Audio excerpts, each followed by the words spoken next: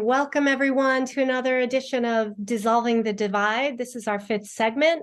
I'm Leslie Powers. I'm here with my co-host, Derek Bartolicelli, and we have a wonderful guest today, Nate Kapp. So just for a recap, Dissolving the Divide, we're here to face some of the ways that our humanity is divided, how we are separating from each other through polarity, and creating unneeded, unnecessary conflict and distraction. So we're here to dissolve that division, find the synthesis and the harmony between the polarities. And we are talking now about the foundation of this, which is the division within. I'll send it to you, Derek. Yeah, that's all about the foundation. And I'm so pleased and honored to have Nate join us to kind of, get us into the external world from outside of the mind, nice and balanced, covering, what we've, discussed with the feminine masculine with Maria. Much love to her and Rodney for the astrological aspects of all that, and then some of the hidden occulted, aspects within ourselves and everything. And Brandon Spencer, who I'm actually in a hotel room with him right now, but he's not here. He's at work, but we're in Las Vegas right now, broadcasting live and direct. And Nate Kapp is also part of the One Great Work Network, as well as Leslie Powers. He has a podcast with Brandon Martin. Some of the times you guys do your own thing as well with Cubbyhole and the Seed Conference, and that, Seed Truth Academy, and so much wonderful stuff going on with that. And you are outcasting as well, after we've already done, and well, you've started before that, but all three of us have been included in Corey's End of Slavery Summit, that happened last December 2022, and we are the 13th of Friday. What a day, right? So yeah, without further ado, Nate, thank you so much for being here. Yeah. And I know you got a lot to say and a lot to share with us on a very profound levels. So yeah, brother. I appreciate it, man. Really appreciate that a lot. So welcome. This work is not easy, and it's not easy to, get out and talk about this information. It takes a lot of courage, and I really appreciate you guys, starting up this Dissolving the Divide, because it is, to me, one of the biggest, if not the biggest, problems in our world. And so yeah, man, I appreciate you guys having me on your show. And as you said, my name is Nate Kapp, and I am a spiritual investigator. I'm a spiritual teacher. I'm a spiritual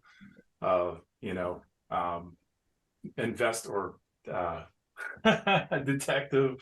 I am Inspector. Yes. I don't know why I'm stumbling over myself. But yeah, I created the Cubbyhole, and I work with Douglas and Brandon Martin.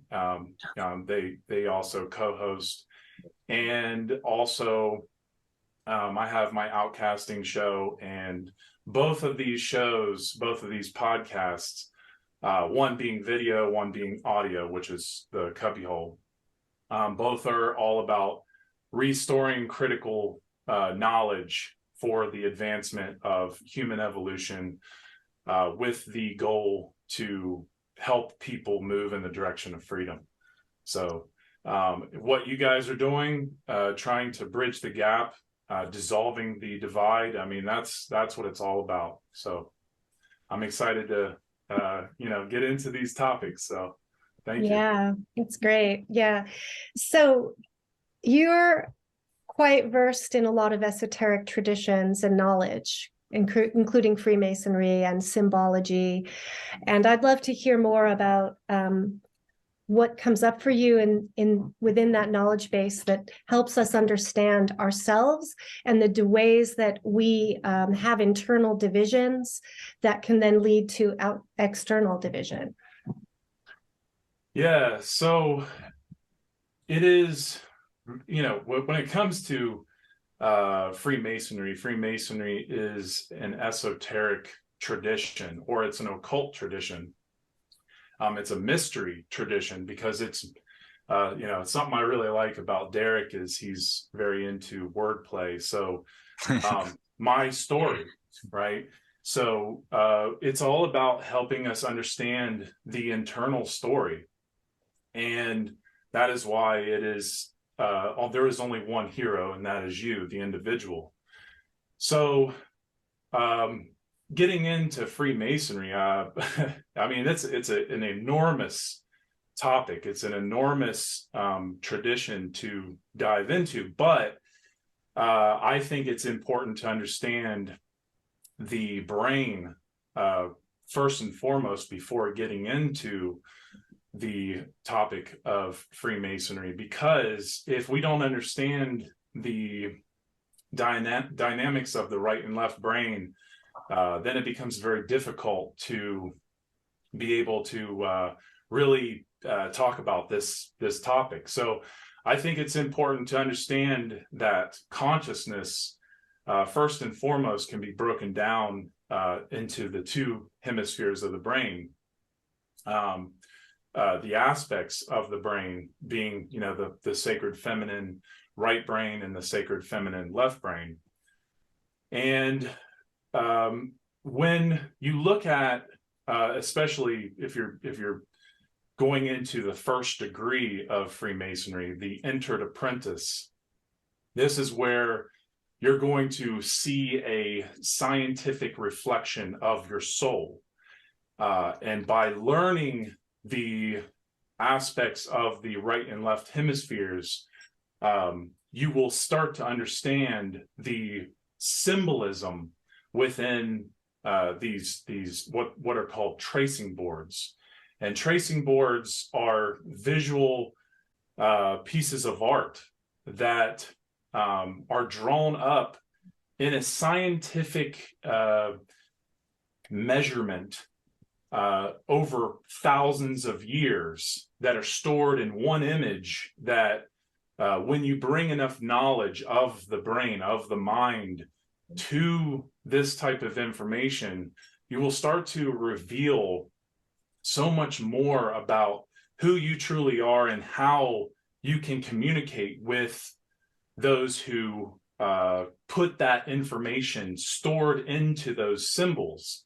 And that doesn't mean you're going to, communicate with the dead. It just means that there is communication from the past, from our elders, from the ancient Egyptian elders especially, who have preserved knowledge into these symbols as a form of heritage that we can dive into and reveal as we learn more and more knowledge about those particular symbols. So when you're thinking about the right and left hemispheres of the brain, studying both of these hemispheres is like studying because it's about understanding dualism. We can't understand the one without the two. So you can't understand the whole brain without understanding both hemispheres. And when we're looking at the brain in correspondence to, let's say, the two pillars, right, in Freemasonry, the pillars represent a way in which we build our way up, because it's about raising in consciousness. So as we build our pillars up from the ground, what we're doing is we're working on aspects of consciousness. That being, if you're looking at the right brain, this would be about creativity or imagination or empathy or big picture thinking. And this is about the receptive energy. And if you, that's the tarot card. And that's the other thing. Tarot is another mystery tradition that goes hand in hand with Freemasonry and the tree of Kabbalah. But and it's good to study those traditions in conjunction with each other. But Yeah. so as you start to work on well, let's look at the other pillar, the left-brained pillar. This would, so you have the right pillar, which is the pillar of Boaz, or the pillar of beauty, and then you have the pillar of strength, the left brain pillar. So you have a light pillar and you have a dark pillar. And it's important to understand something so simple and sacred, which is the principle, the Hermetic principle of gender. Because when I say gender, I'm talking about mental gender. But you can understand it on all planes if you really thoroughly dive in and study this principle. And this principle is so powerful to understand. And not that all the principles of the Hermetic tradition aren't powerful to understand, because they really are all important in conjunction with each other. But when you're trying to understand these two pillars, the right pillar is the dark pillar, the left pillar is the light pillar, and you have to understand why that is. Well, it's because the right pillar, the dark pillar, is the feminine, the sacred feminine energy that is receptive, it's submissive, it is the pillar of openness. And then the pillar that is on the left, that is associated with the left brain, this pillar is associated with light. This pillar is associated with, penetration. Okay, so to the light is always penetrative. And one of the ways that it's really funny, because one of the ways that I really woke up to this principle was when you think about names that are associated with these principles. Because see, there's two principles in one. You have the sacred feminine principle, and you have the sacred masculine principle within one principle of mental gender. Mm-hmm. And so when I first was waking up to this, I looked at the sun and I realized, okay, the sun is light. It's a penetrative force, right? So therefore, as it hits the two objects that we know very well, especially Earth is submissive to that light, and so is the moon. Well, there's a reason both of these celestial objects, being the orbs, the Earth and the moon, they're both receptive of that light. That means they are a sacred feminine principle. That is why lunar is associated with the feminine, and Mother Earth, mother being a feminine name, this is a submissive principle. And so that means that the light is received. It is submissive to the light by the sun. So when people think of the incest of Jesus and Mother Mary, well, really, it's what you're trying to understand is that it is the sun penetrating Mother Earth by light. That's really it. Mm-hmm. And it's important to see it that way. Well, it's the same thing with these two pillars that we're talking about in the first degree of Freemasonry. And when these two pillars, when you work on the two hemispheres of the brain, both the pillars, both of the hemispheres, when they come together, when the brain is firing in the corpus callosum in the middle, when the two pillars are coming together or raising the one in the middle, that is the wisdom pillar. That is the sacred union. That is the marriage within. And this is where we start to dissolve the divide, right? Mm-hmm. So it's about raising that, because it's about understanding thoughts, emotions, and actions. And as we start to take in that information, the sacred feminine, taking in the information, processing the information, and then have the output. So it's the trivium method, right? This is the Holy Trinity. And we start to work, for me, I mean, it's every day that I'm working to try to merge both of those hemispheres together. Because it is, like we were talking about earlier before we got on here, I was telling Derek and Leslie that, just like a exoteric outer marriage takes work by both the man and the woman, it takes lots of work together to keep that bond till the end of their life. Well, it's the same thing internally. That is, and this is something that I've talked about on the Cubbyhole, which is that we have to understand that this is not something that we just do a little bit.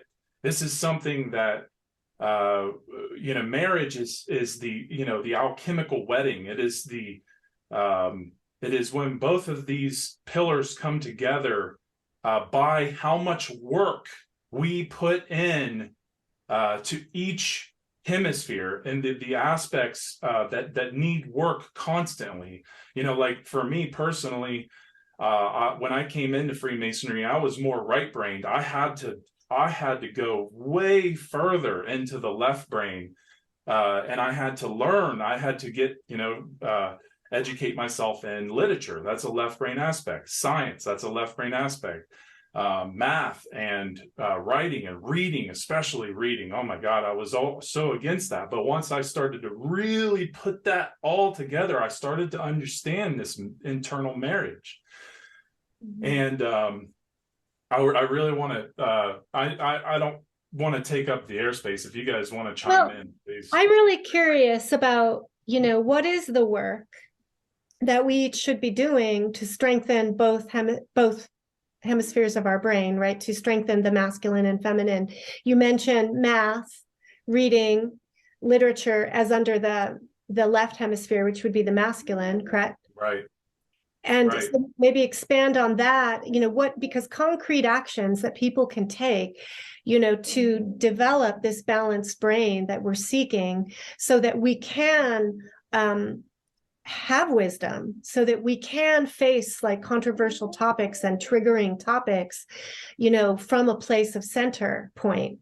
And I think that what you're talking about is really crucial. So please expand on the masculine, developing the masculine, and then the feminine, or the feminine aspects as well in terms of tasks. Right. So when it comes to the sacred masculine, it's about recognizing that if I think it's really important to understand this through the triune brain, because the triune brain is a 3-in-1 brain, and this is about understanding that we have a lower brain, the oldest part of our brain, which is the R complex, or the reptile brain, crocodile brain, the brain stem. The brain stem. This is the lower brain stem that is associated with ego, associated with survival instincts. This is, the fight or flight. And then we have the mammalian brain, and the mammalian brain, or the limbic system, is associated with emotions, feelings, and this is also associated with the sacred feminine, the right brain. So when we understand that the left brain, so you have the two hemispheres of the neocortex, the newest part of the brain, right?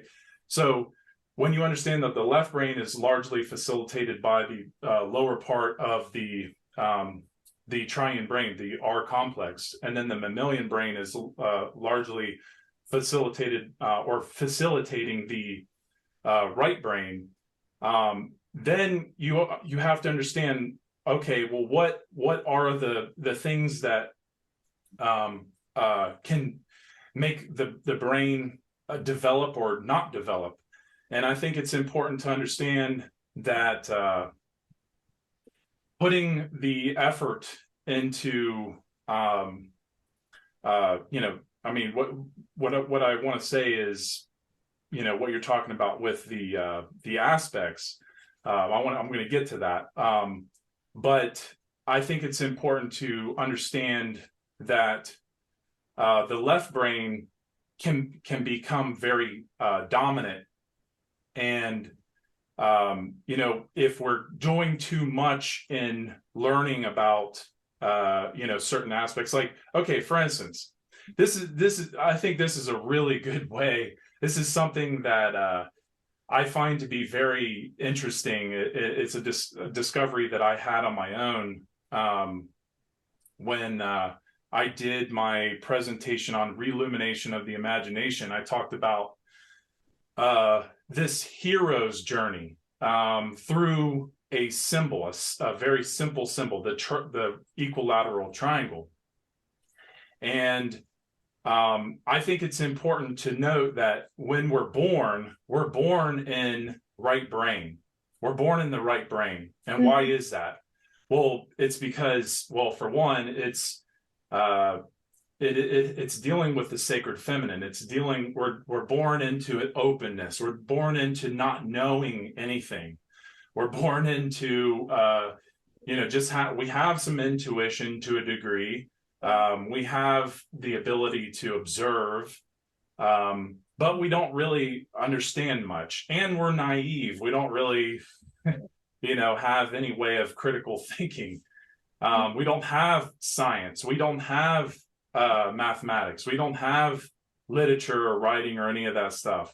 So, and I think Derek will like this one. If you haven't seen the Reillumination presentation, but because it's wordplay, right? It's about understanding that if once we're in the right brain, we have this ability to leave the right brain, the nest, right, so to speak, to go in search for the light of the left brain aspects. And we're doing this, we do this, by going, starting our journey. We start our journey a lot sooner than we think, but we don't, consciously start it until later in life. Well, I'd say, unfortunately, not too many people do. At least these days, it doesn't seem that way. But the point is we leave the left, we leave the right, and we have left to the left brain. To have, leave the right to have left to the left brain, right? So we're leaving what behind? We're leaving right to understand left. We're leaving, and anything associated with right. We have to think about it phonetically. Or we're leaving, you could say right is associated with the creator, right? You can say right is associated with direction. You can say right is associated with morality. I mean, creator and morality are synonymous. But the point is we're leaving to go in a different direction to understand, because you can't understand the one without the two. So we're leaving the nest to go, to this place of, learning. So we're, some of us stay in the right brain. A lot of people are using their imagination, become very naive, become very religious because they've never gone to the left brain where you can become healthy or learn the healthy side of skepticism. This is why so many people who are more right-brained are more religious, because they've never left the nest to go in search for those left brain aspects, right?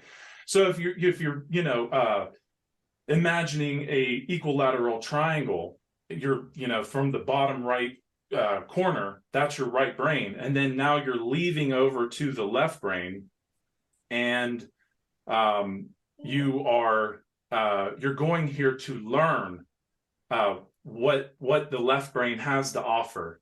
You're going to learn the aspects of the left brain, being the science, to learn the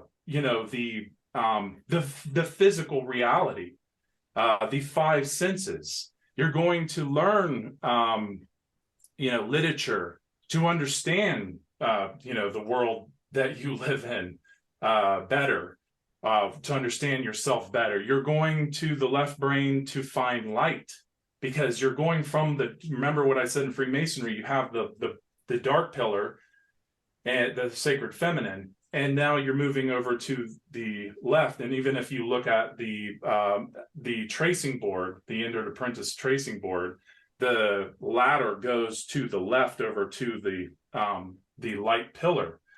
So, but anyway, so once you get here to this corner of the equilateral triangle, this is where we can learn to do learn the healthy ways of the left brain. However, what can happen is the left brain can become overly dominant, and we can, reside in materialism.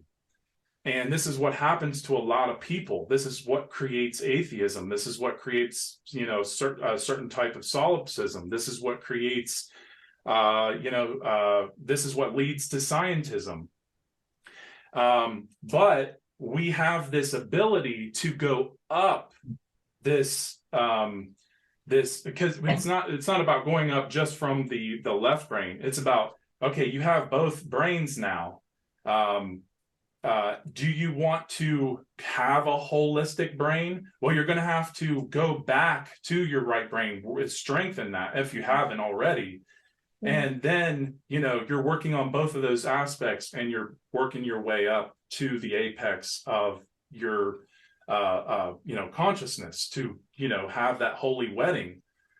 And that is, these aspects, having that art and that creativity and the imagination in conjunction with intellect. I mean, this is what creates intelligence, right? Because it's about understanding that you have this, generative principle in the right brain. And if you don't have the intellect, if you haven't gone in search for the intellect, then you're not going to find that sacred union. You're not going to raise yourself to an apex of balance. And so this is there's a lot more to this, but it's very, very, very powerful when you can see it in just one symbol. Yeah. I wanted to add something that I think, complements this a bit. I was at a workshop with a neuropsychologist, Dr. Alan Shore, and he specializes in trauma for children. And he was talking about how when babies are born, they're right brain dominant until about 18 months old. And that this makes them very acute. This is based on, survival, because a baby's survival is dependent on their mother, their caregiver there. And so there's an attunement to body language, to tone, to eye gazing, to all, touch. And so the dominance for that period of a child's life, that right brain domination is really important for survival. And then around, 18 months or, before, the language skills start to develop, and the left brain starts to come online to create, speech and more, different kinds of intellectual functions. Right. But what can happen is, let's say a baby is in an abusive or neglectful environment, or there's a lot of chaos going around, then it is possible for a baby to actually dissociate. So babies cry, they, do what they can to get the attention, to get the response from the caregiver. And if it doesn't work, they can go into, high cortisol levels and appear externally to be still and calm. But when they check the internal functions, their cortisol levels are super high. They're highly stressed out. And so this sets up, sometimes a delay in the development of the left brain functions and can lead to difficulties later, in education, where kids are very vigilant, where they're, having difficulties calming that right brain imbalance. So I just wanted to add that insight a little bit. Yeah, it's really interesting because like even for the first 7 years, 6 or 7 years, children are in what's called the theta stage.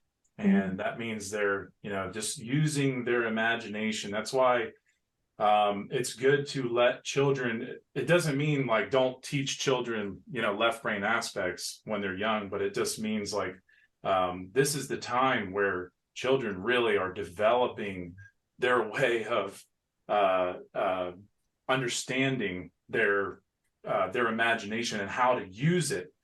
It is, and obviously when we, as parents or adults or teachers, introduce them to, or when we're introduced to the left brain aspects, that is when our imagination can start to take what we learn and really put everything together in a concise way where we can find the understanding. But one of the things that is really interesting is that, the idea of indoctrination from a very early age, and I would say even, in the time of being in the womb, children are already being taught how to be in the left brain without even being allowed to be in their right brain fully when they're a child, because they are, as soon as you put them into these, slave education camps, they are already learning left brain aspects, and they're not really, what school do you know that is teaching the Hermetic principles or natural law? None. But there's a reason for that, because they want children to be rooted in materialism. And even think about a long time ago, I have never heard of this being done in the past 20 years or so, but I know family members of mine who, and I've heard this from many other people, that children who were left-handed used to be smacked on the hand if they were using their left hand, because they knew that it was using their right brain. And so they wanted them to use their left brain, so they would use their right hand. And, if you go back into ancient Egypt, it's very interesting because, the statues show, this is definitely something that a lot of people don't really know or understand, but left foot forward means evolution. And that's because you're evolving from your right and moving, with the action forward, with your left. And so it's very interesting. And obviously no one is advanced as, these Egyptian or ancient Egyptian elders, especially, way in the beginning of the solar mythos or the stellar mythos. That's a whole another topic. But once you start to study that, the ways that these people understood, you really start to see, they really understood balance. They really understood that children need to be taught natural law. So what I notice with the trends in school is that, first of all, I wanted to say that there are critical windows for learning. There's critical windows for impressionability, like language development. And the first 5 years is a critical period.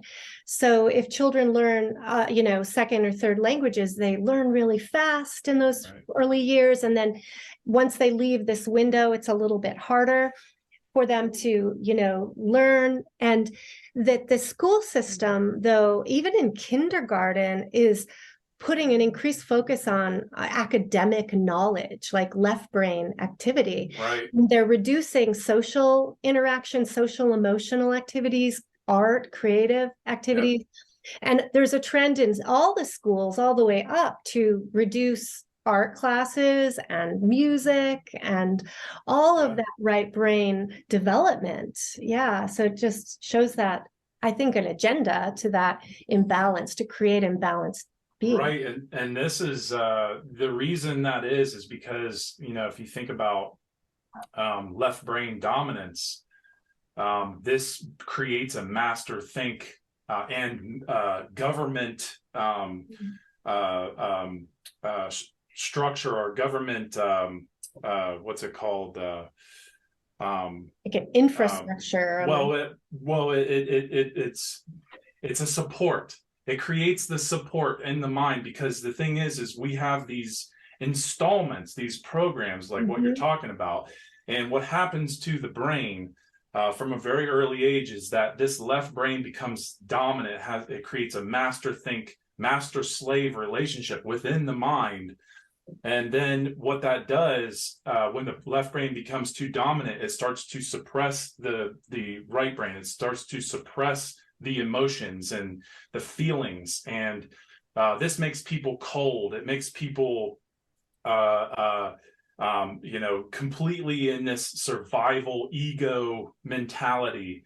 And when they're in that mentality, they're very in fear. They're very easy to control through that fear. But that doesn't mean that there isn't something going on where, you know, the right brain doesn't have some kind of dominance too, because a lot of people are very much, because the thing is, a lot of people even that are starting to learn how the brain works, a lot of people think that, oh, there's only an imbalance in one or the other. No, there can be an imbalance on both. Yeah. And because you can have a right brain that is very submissive and aggressive at the same time, but there's nothing in between. There's no work to bridge the both of the brains, or both of the hemispheres. So this is why we have such confusion, because it's about chaos. If both of your hemispheres are either imbalanced, one or the other, or both, this is all confusion in between. There's no harmony. There's no marriage. And there's no wedding. There's no neocortex operating with the reasoning and logic. And that is why we see such a mess in this world, because people just are not working on these aspects of the brain. Right. And then add into our lives trauma and stress, prolonged stress and traumas, which knocks the frontal lobes offline, basically. And it makes it severs the communication, between the limbic system and the brainstem with the thinking part of the brain. So, in therapeutic, clinical work, we emphasize when someone is very easily triggered from trauma, maybe has PTSD, part of our work is to calm the brain, calm the limbic system and the brainstem, so that the frontal lobes come online and we're able to build that pathway of communication, so that we can talk to ourselves, we can have that witness part that can see both sides and integrate the stimulation, the knowledge, and be on a timeline to know that now is now and not the past and not the future, because time kind of gets mixed up too. Right. Yeah. Absolutely. Yeah. It's really where did Derek had to change locations, and so I'm probably listening here, but he had to find a new location to be, so he had to pop out. Apologize. Oh, okay. Well, I was gonna say something, but I'll wait till he gets back. But he's still listening. So oh, he is. Oh, okay. Yeah. Well, I'll still wait till I see him on here, where he can interact. But it's there he is. Just real quick, yeah. Well, The I got mystery Brandon. man. Brandon came back home and everything, but no worries. But I got to hear this real quick before actually gonna make a quick move. But yeah, Nate, just to catch you while you're in the groove. I know you yeah, wanna man. speak it nice and smooth, but yeah. Well, yeah, and it's because it's your. I really appreciate your poetic wordplay all the time. Thanks, man. It's very awesome. Appreciate it. Very, I don't really know anybody that does that, but it's cool because I Chris Jansen a little bit. yeah, but I see, when I see somebody like that, what I see is there's an exercise of learning how words are much more than just their surface level, right? So, like, okay, and this is nothing too. This isn't really green language that I'm sharing, but I mean, think of this, great divide that we're in, right? It's a division. It's division within, but it's the division, right? To divide the one into the two, and this is very interesting when you think of the word marriage, right? The word marriage comes from well, when you break it down, you have the word marry and age, right? And so the word marry, when broken down, is Mary as a name, right? So you have the Marry, and then you have the name Mary that comes from that Mary, right? And when you break down the word Mary, it's very interesting because Mary, the etymology of Mary is to rebel or rebellious, right? So then you look up the etymology of rebellious or rebellion, and it means to rebel against government, right?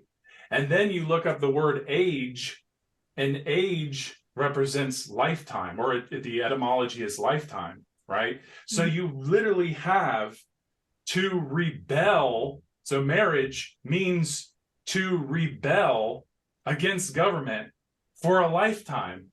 And that's the think about it. If people were to bridge their hemispheres internally, okay, this would make a horrible slave. Yeah, for right? sure.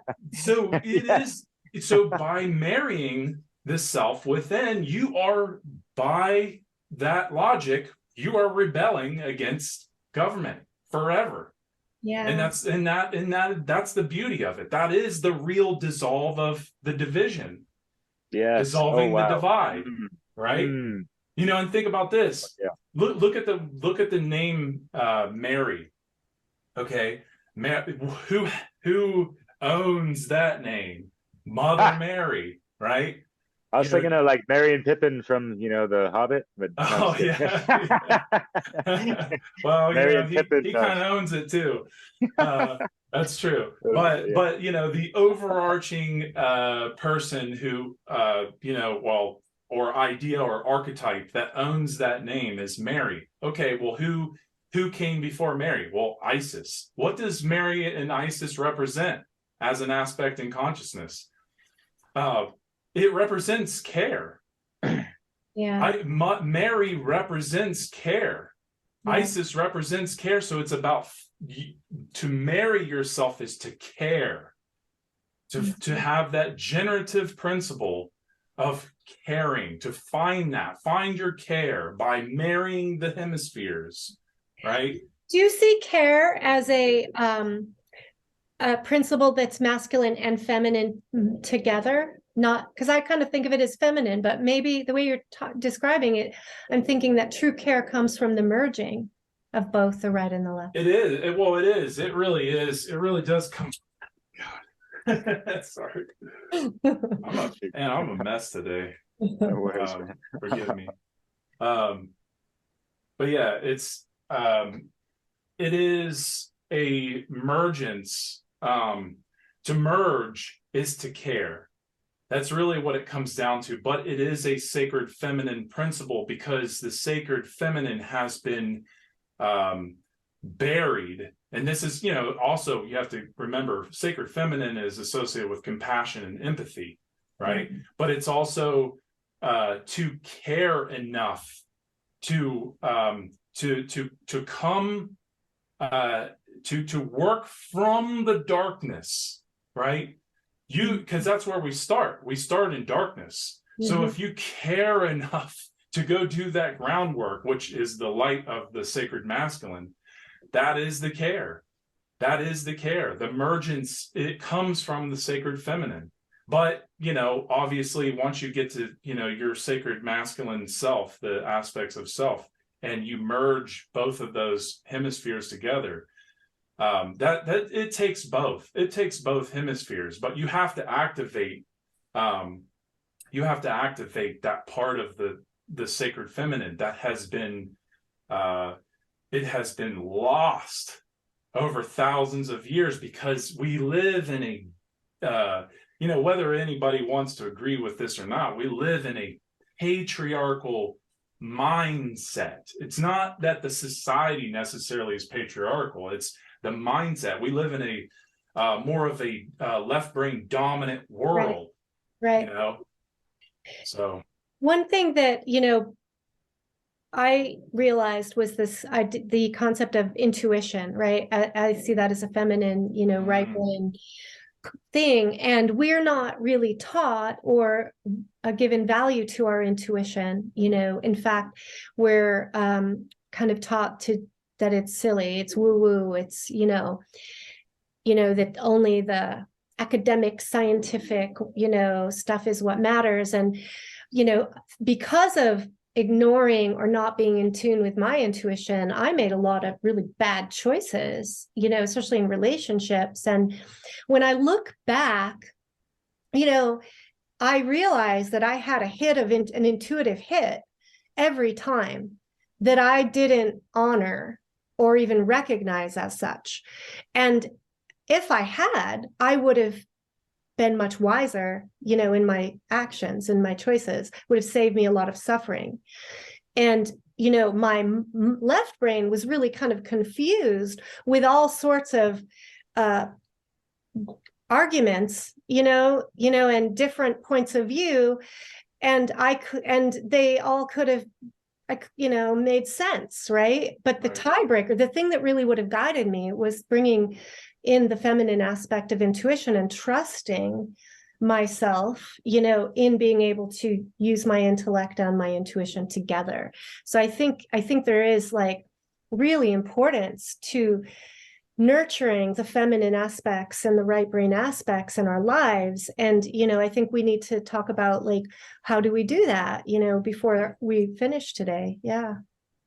Well, yeah, I mean, I would just say that the right brain is, because it's associated with creativity, because it's associated with compassion and, having empathy. A lot of people might be shut off to that, right? A lot of people say that, they don't think that way.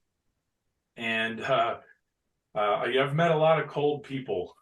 I've met a lot of people who are not creative, or they don't see themselves as being creative. But see, I think creativity is one of the most powerful abilities that we have as a human species, because and it is a sacred feminine aspect, because it's about creating out of nothing, right?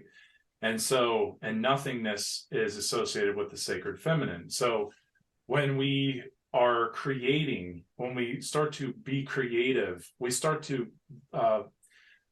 from my experience and from what I've heard from other people, this is what generates appreciation. And to be more creative, I think that's why a lot of people start to look at the creator as something that it actually exists, because to create is to become alike to, the creator who makes creations, who creates creations. And therefore, there starts to build this appreciation for things. Therefore, you start to care more. But obviously, you're going to have to go into the left brain to strengthen the right brain in a lot of ways. But looking into things, being more open-minded is a right brain trait. And to be able to listen without having an emotional reaction, right? Having your emotions in place like that, that's something we have to strengthen in our right brain, is our emotions. But it's once we do, we become even more open-minded. We become that's what strengthens the right brain. That's what allows us to listen to things that might go against our previous beliefs that make us feel uncomfortable. And that takes a lot of patience and a lot of time, and but it takes that effort. And a lot of people just don't have time, and they don't want to put the effort in. But They don't want to make the time either, man. Yeah. Right.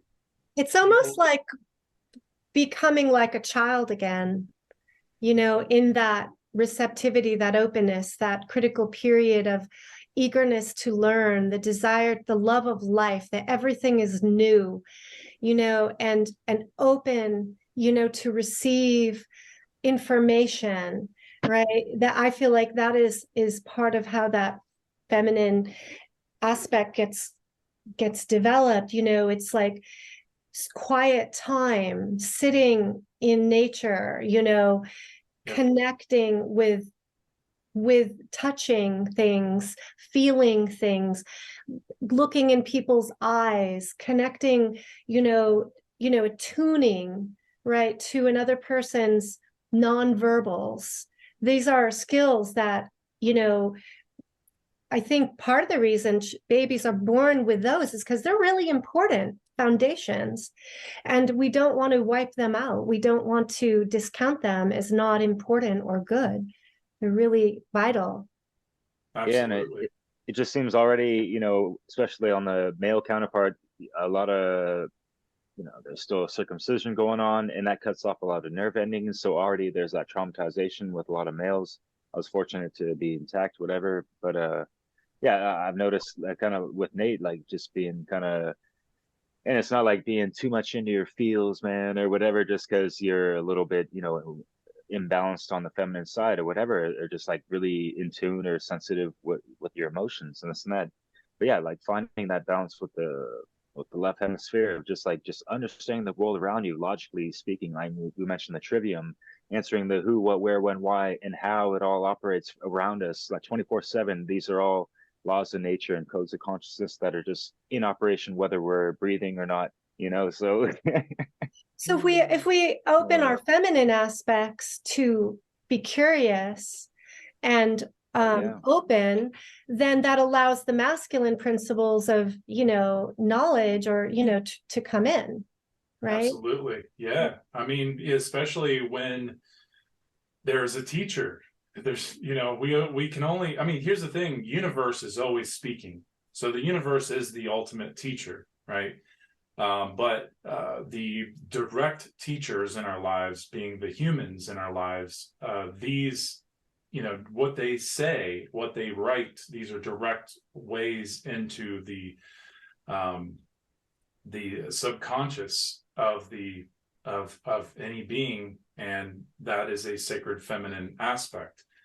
And so it really does come down to it really comes down to the teachers in the beginning to teach this stuff, because if we're not being taught from an early age, about these, especially these hermetic principles, it becomes very difficult to understand the spiritual realm. It becomes very hard to understand how the mind works at the basis.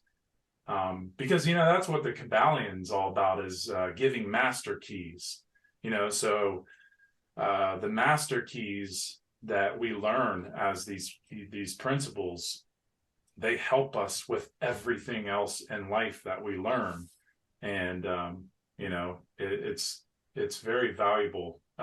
But it's very important. What are some examples of the master keys? Well, the Hermetic principles? Well, yeah, just the Hermetic principles. Because to have those master keys, like I said, it's to open the doors in all, especially all occult teachings, but really in everything. Because you really start to find all the dogma, and you really start to learn how magical the whole world is. And I can't imagine going my whole life not knowing this magical universe that we can. And when I say magic, people right away, they think of the exoteric magic, which is, some guy pulling a rabbit out of the hat, but I'm talking, the magic of being able to, especially with words, because words are spells, right? And so as we, really start to understand the world of the occult, being the Kabbal, what's in the Kabbalion, the knowledge of the Kabbalion, we really start to see how we can take control of our life, because internally, as we take control, we externally are able to move in the direction of, well, essentially freedom. And that, that's what it's about. That's what it's about. But yeah. Yeah. So, yeah, living by these sacred Hermetic principles. Yeah. It's all about the state of the mind, which is where obviously it's been the main focal foundational aspect of this whole dissolving the divide. It's really, getting out of that first gate and really understanding that, and taking it from the law of correspondence, from the micro to the macro, and understanding the world that we're placed in, and how it's so adjacent to just, like we're born into this world from that womb of darkness into the light, and just trying to become more enlightened, even though there's like all this conditioning going on, and all these external aspects that kind of take us away from our true sense of being, in a sense, because there is other, Hermetic principles, if you will, beyond just, the seven, correspondence, rhythm, cause and effect, vibration, gender, and what have you. But, just like the law of suggestion, which is something that, and you were talking about, it really depends on who our teachers are, and our first teachers of especially during the formative years are going to be our parents, and this and that, and like how many generations have not had the most conscious parents because their parents weren't, and so on and so on, and therefore since so long ago, since maybe before these three initiates wrote the Kabbalion, for example. You know what I mean? And we have to kind of understand that the audience that we're trying to cater to is universal. So when they hear words like occult or things like that, they might not understand what that means. And no, I did not say a cult. I said occult, like occultare, using your Oculus to see beyond all these hidden things from us, including the hidden laws of nature, which is what natural law is all about and comprised of, as well as, just like the deeper depths within ourselves. And what Nate talks about in a lot of his presentations, and I've known about your stuff for years, man. I really appreciate like that new direction and those presentations. And yeah, you're talking about the tracing board, the Masonic tracing board, which is like the most classical thing. I think I even had that when I was in junior college. And I had no idea what that was. Just over my head, it's like, oh, that looks cool. Checkerboard. I like to play chess. Like those are some cool pillars, and there's a ladder with a key, and like, wow, it's like all this mysterious stuff, man. What does it all mean? But yeah, like hearing folks like you break it down, and like you flip it to the side, and like recognize and realize so many things. And yeah, it's like moving from that darkness to the light and getting that unity consciousness. And it's interesting, you know, the Sol O Mon, and how we have the sun, I'm a Leo sign, moon, feminine with Leslie, and the star of the show, Nate Cap. How you doing, brother man? Yeah, yeah, we do have the Holy Trinity going here. Yeah, well said. I really appreciate that. And you know, it just because this is something that I kind of talked on in the cubbyhole recently, which was what I find to be so special is when you understand Freemasonry, when you understand alchemy within Freemasonry, and you know about the sun and the moon being sacred principles of our gender, right? So you have the sacred feminine being the lunar, the moon, the sacred masculine being the sun. And one of the most beautiful things that nature has ever taught us, and this is the origin of marriage, or the ring of marriage, is when the two, you know, when there's a solar eclipse where the moon eclipses the sun and creates that that ring around the moon, and then there's a little, you know, spark of light that happens, and that would be the diamond. But that is nature telling, you know, showing us these two seemingly similar orbs, where one is just a little bit bigger because it has that light ring around the other, meaning, you know, there's a dominance. Okay, there's a dominance from the sun over the moon, right? So that shows the submission, and then the dominance of the ring around the moon. Yeah, but you can look at it in both ways if you understand the principle of gender. But the point is that, you know, this is where we get, you know, the idea of a man putting a ring on a female's finger, is because it's the male who puts the ring, the sun puts the ring on around the moon. Well, it's the same thing. The male puts the ring on the female. It's a very beautiful occult tradition, but really it's right out in the open for us to see if we want to see it.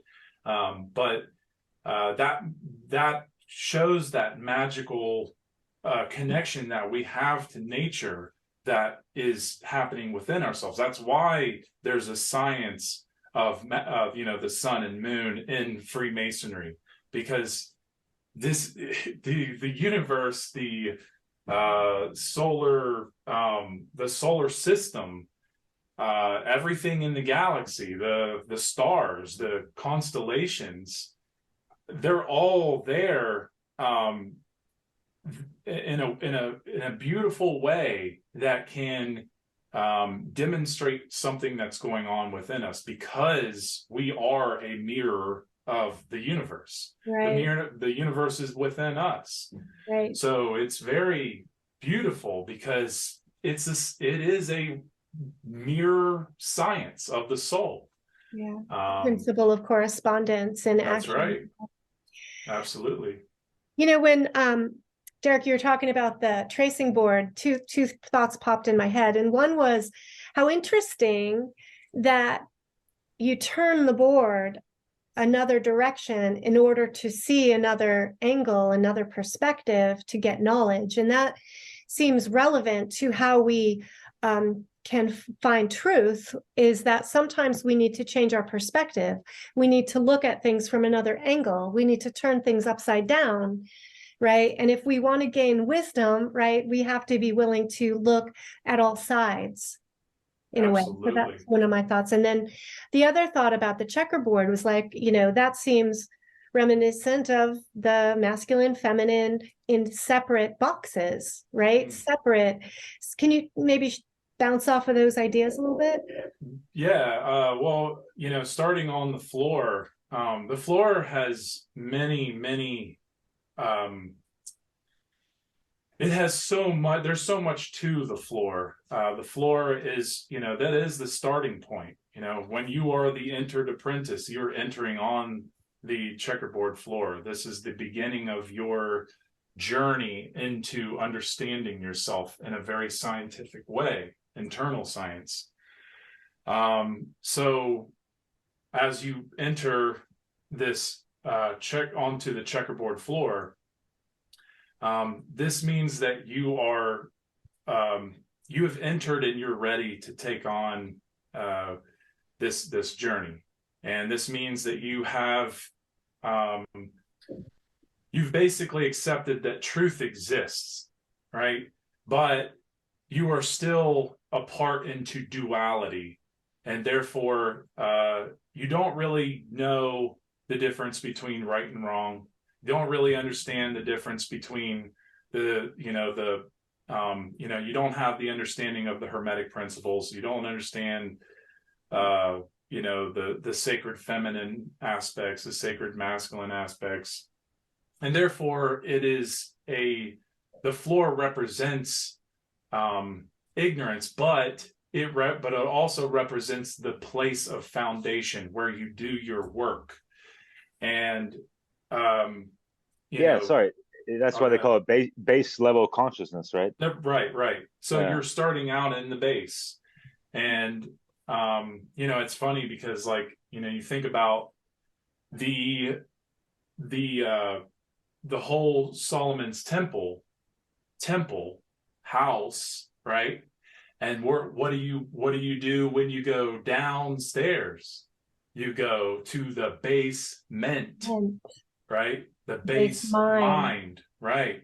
So base mentality, what? Oh, I love that. Yeah, thanks. Right. And so it's all about the house. I mean, that's one of the most powerful things that anyone could ever realize is so when you're here's another thing. Each square, right, represents 4. The 4 is material. So you're starting out in materialism.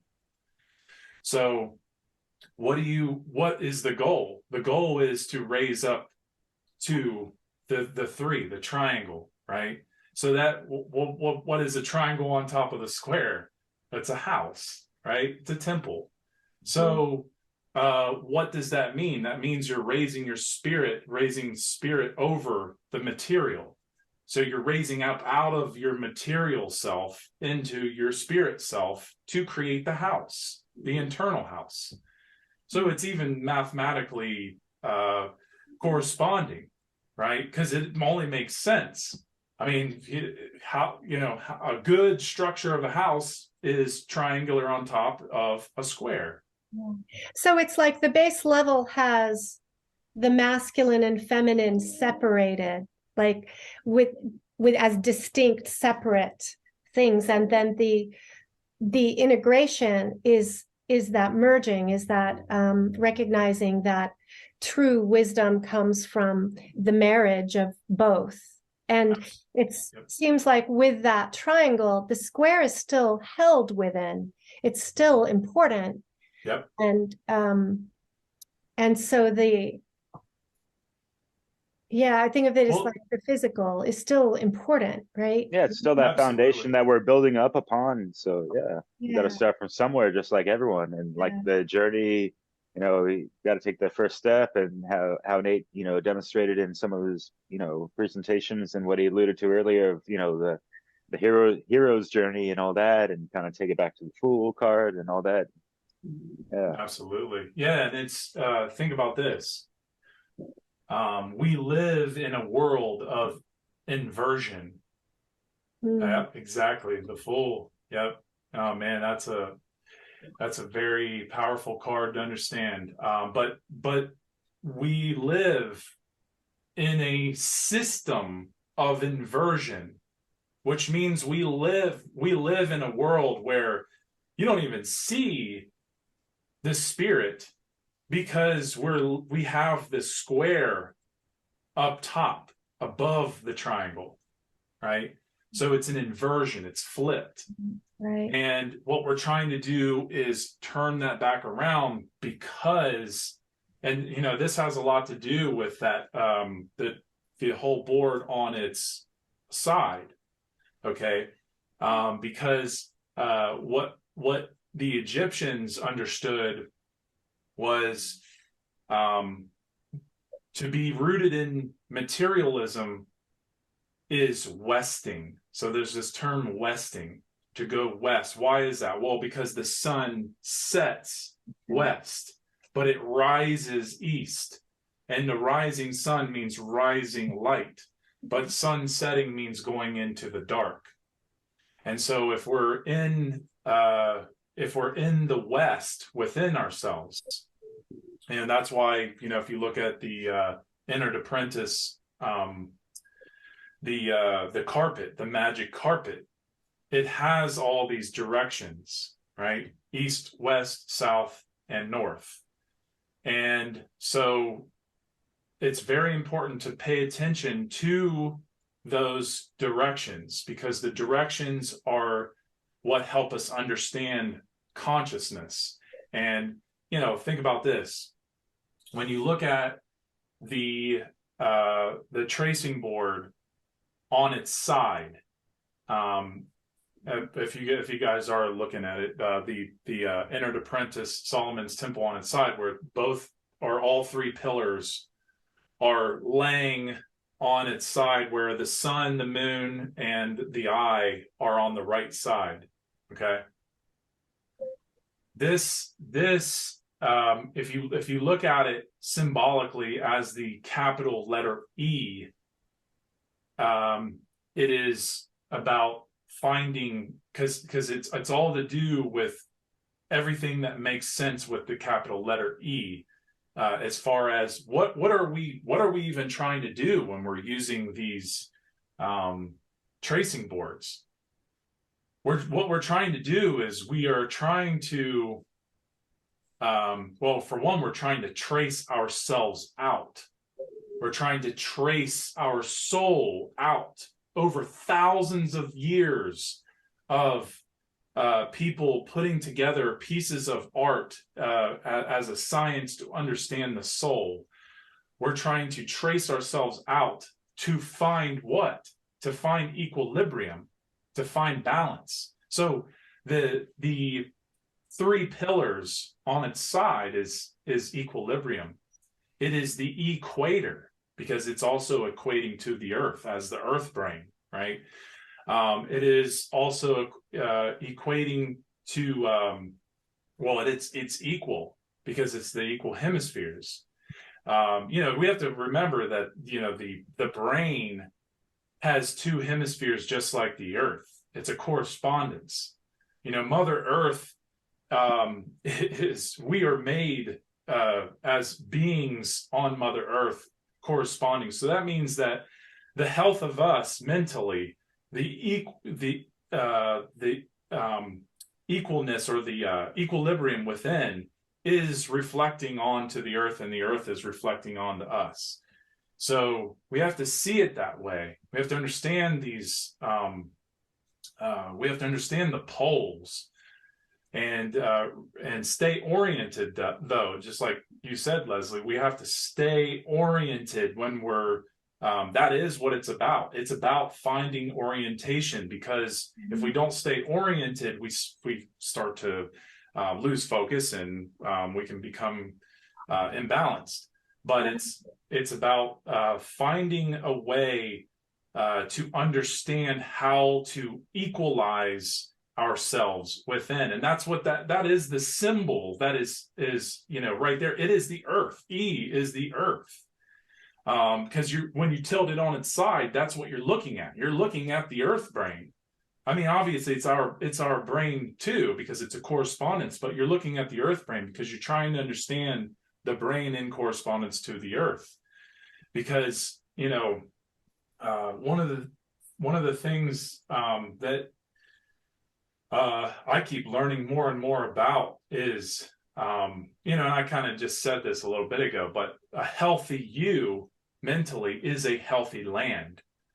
So the more healthy we become internally, the more that we see this earth become healthy. So that's why we must learn these sciences. And that's not to say that, you make it into this religion thing, but it's to understand it in a way to realign yourself, to find that balance. Because think about it, when you know, I even think of the earth, the wobble of the earth. I think of that as like the universe, or you know, the earth itself teaching us this imbalance, right? Because sometimes we're in a equilibrium and sometimes we're not. So there is the principle of rhythm that's happening constantly with the earth's wobble, Yes. right? So we're kind of riding the earth's wobble internally as well. And so we have to, that's why we have seasons and we have to go with it. That's why it's this like beautiful flow. And that's what we want. We want a really nice flow. We don't want like a really crazy imbalance. We want a beautiful flow, you know, like a really nice rhythm. And that's when we're raising consciousness, that's what we're getting to. We're getting to that beautiful flow. But down, if we're in base consciousness, it's huge waves of chaos. Dysregulation, you know. Exactly. Yeah, and sometimes the rhythm will get all out of syncopation, you know. So we can, and trauma, you know, kind of bringing back to how we're affected, you know, trauma will dysregulate us. It will knock us off balance. It will disrupt our rhythms. Absolutely. Yeah. Absolutely. And I was thinking about this as we find our orientation and our equilibrium, then we're better able to know where we are in relationship to what we're looking at. Absolutely. Yeah. And then maybe better and know what we're looking at. Right. But if we're out of balance and not oriented to ourselves and where we are and our thoughts and consciousness, then we will not get a clear interpretation of what we're looking at. Right. I mean, that's I don't know if you got a chance to watch my presentation, Aim for Freedom, but what I talk about is the circle dot. And the circle dot is one of the most powerful symbols that anyone could ever understand, because it's all about balance. It's all about, you know, we start out in sin, right? Sin. Well, what is sin? Sin is starting out aimlessly, right? That's what sin means, to miss the mark, because you're aimless, right? So the point of life, the truth, the focus, the clarity, the sharpness, the aim, the freedom, because to not be going towards that dot in the middle means that we are staying in ignorance, staying in darkness, right? And so obviously we start out in a circle. We start out aimless. We start out in the sacred feminine. The sacred feminine. See, the sacred, and this is why they say, you know, the female's evil. That's exactly what they're you know, misinterpreting. It's about understanding that we're starting out in the sacred feminine. We start out there. That doesn't mean we're inherently evil. That's ridiculous. We're starting out in darkness and we're working our way to a point. Because that is the focus. That's the focal point, right? And so that is the marriage. That is, you know, bridging the hemispheres together to a point, because that point represents the eye. Well, the whole thing represents the eye. But the point is that the more you know, it's like I've talked about with the pencil. You know, like a pencil, like the end of a wooden pencil, before it's sharpened, it's dull, right? You can't really write with it. But as you sharpen your mind, sharpen the pencil, you are fine-tuning it to a point. And that is a direction, you know, to what are you going to do with that point, right? I mean, and there's a lot more to that, but the point is that we're trying to find the balance. I'm telling you, there's always a point. Yeah. Right? The truth is the target. Right. Did you get to the point, man? Yeah. Yeah. I'm always trying to get to the point. Fuck yeah, dude. Yeah, I love that. The whole synthesis of, and yeah, you figure, this 3D cone of this pencil tip, of the synthesis of knowledge, and that care of getting to the pinnacle unity consciousness, man. I love that. And without that care and true love for self, how you really gonna even marry yourself anyways, So, and then you're gonna try to love someone else? Come on, like, who you fooling? So Absolutely. so Absolutely. yeah, we just see these things in the law of correspondence. This is always, in the cause and effect, these things are always working in tandem. We're taking it from the internal, and it's being projected in the reality field, and we're interacting with all these other people and the whole collective consciousness and the minutia of all that stuff. And so, like, what are we doing exactly? Are we being more of a positive factor in society if we're like not imbalanced and not really truly loving ourselves? Or so, I mean, obviously, it's kind of a rhetorical question, but it's just for people to really just, yeah, understand that, yeah, it really starts with oneself, and building that inner content to have that proper outer content. Just like for anyone, like, hey, we're on YouTube and Odyssey and BitChute and whatever the hell, but like, we wouldn't be putting stuff out right now, so-called content, which is kind of like, it kind of depreciates the whole value of what you're doing, because like what you've been doing, Nate, for years is really sacred, and you put like a lot of time and effort into these things. I understand, like, you guys really put a lot of years of research into making slides, and making the time to do it right, and being well rehearsed on all that stuff. I got a lot of love and respect for that, art form, and just craft and care of those things, Yeah, and bringing that for to share with other people. So yeah, man, thank you. yeah. Appreciate it. It's like, how do we get to the point, right? When you're in That's that right. Yeah. circle Yeah. and you're swimming around in all the different places, there's a method, right? And Right. that would be the trivium to get to the point. So That's right. we talk to that a little. Well, yeah, okay. So one of the most beautiful things to recognize is, okay, look at the word spiritual. Mhm. You have the spire ritual. Mm. Okay. So we are going through life on a spiral path. And, that's why in Freemasonry in second degree, there is the spiral staircase.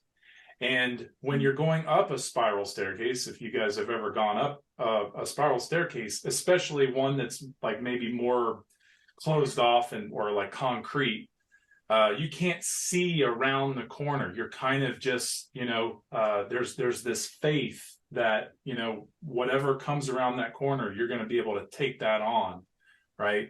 But it's about staying on the right path and trusting, having the trust that because you're acting right, because your thoughts and emotions and actions are aligned, and you're acting right in the world, that you are on the right path, and you're trusting that path. But it's a spiral because you just don't know what's going to come. It's not a straight line. It is a spiral, or a wind, right? And so it's important to look at that circle dot, because here's the thing: you don't just go from the ring of the circle dot to the point. You go on this journey of a spiral to the point. And how do you get there? Well, you definitely have to be aligned to natural law. Mm-hmm. That's the thing. Think about this. A goal is gold, and that's God, because you're going in the direction of God. You're going in the direction of gold. You're going in the direction of gold. So you're spiraling towards the middle. Then what is the middle? The middle is the marriage. Middle is the balance, right? So you're spiraling through to get to that point. Now, that's also towards freedom, right? Because being moral generates freedom. So what is the opposite of that? Well, if you're moving away from that dot, or you never even go towards that dot, you are essentially going in the wrong direction. You're going in the dark direction. You're going in the direction that moves away, that transgresses against natural law. You're going in the direction of ignorance. And you're going spiraling out of control, right? Out of control, because you're not going to the middle. You're not aligned in the middle. And that is one of the most beautiful things that anybody could ever realize within themselves and within nature. So, like a vortex. right. Yeah. The whole universe is made of these vortexes, these spires, So spirals all through the universe. Being aligned with natural law and the positive aspects would put you on that vortex of energy towards the target. And like you said, you don't always know what's around the corner, but you can rest in knowing that if you stay moral, that you will be heading closer to the truth and absolutely the golden end of the rainbow, but not necessarily being cute with it. But just real quick, you mentioned golden, and it just made me think, that alchemical process, we're turning the lead-based consciousness to golden thought and action and idea and like balanced emotion, because it's like emotion is our radar. Like, how is the quality of our thoughts and this and that, and being able to just mentally navigate this reality and understanding certain things and having a worldly view of everything, not just like an Americentric view of just or a media centric view of, and like I could be reading more books as well, as you mentioned earlier, Nate, or just just having what is it? Oh, sorry. Well, you will, and that's the thing is, I love the fact that you guys see just give yourself credit where you're at, because honestly, there's hardly anybody talking about these things. And just the fact that you're open to it, the fact that you're willing to talk about this, the fact that you guys have created one of the most powerful titles for a show, Dissolving the Divide. I mean, that's incredible. Be proud of yourself for that. My show Outcasting. I'm always casting out, right, from the heart, right, from the mind. But I, as a symbol, I have the moon, the sun, and the triangle, right? It's the trivium. And it's about that union and just being willing to know that, see, because if you have the understanding of natural law, if you have because a lot of people don't realize this, but natural law is the crux that will help anyone on their path to truth. If you don't have the knowledge of natural law, the science of morality, objective morality, if you don't have that, then it becomes very difficult. You're in the dark going towards light, and you're going aimless. That's why you have to have that aim. The aim is alignment. The aim is alignment. And that is why we have to, really invest the time from the point of natural law. Invest the time into natural law. That's why Passio says that that is his most important work. And I completely agree it is, because if you do not have the foundation of natural law, we are never going to get out of this. We're never going to understand the reason that we have to go all the way back to ancient Egypt to understand where everything went wrong. That is the biggest thing that most people are not talking about. But that's because we don't have this understanding of natural law. Thomas Aquinas really tried to help us see this, but then, he had his religious ties to the church.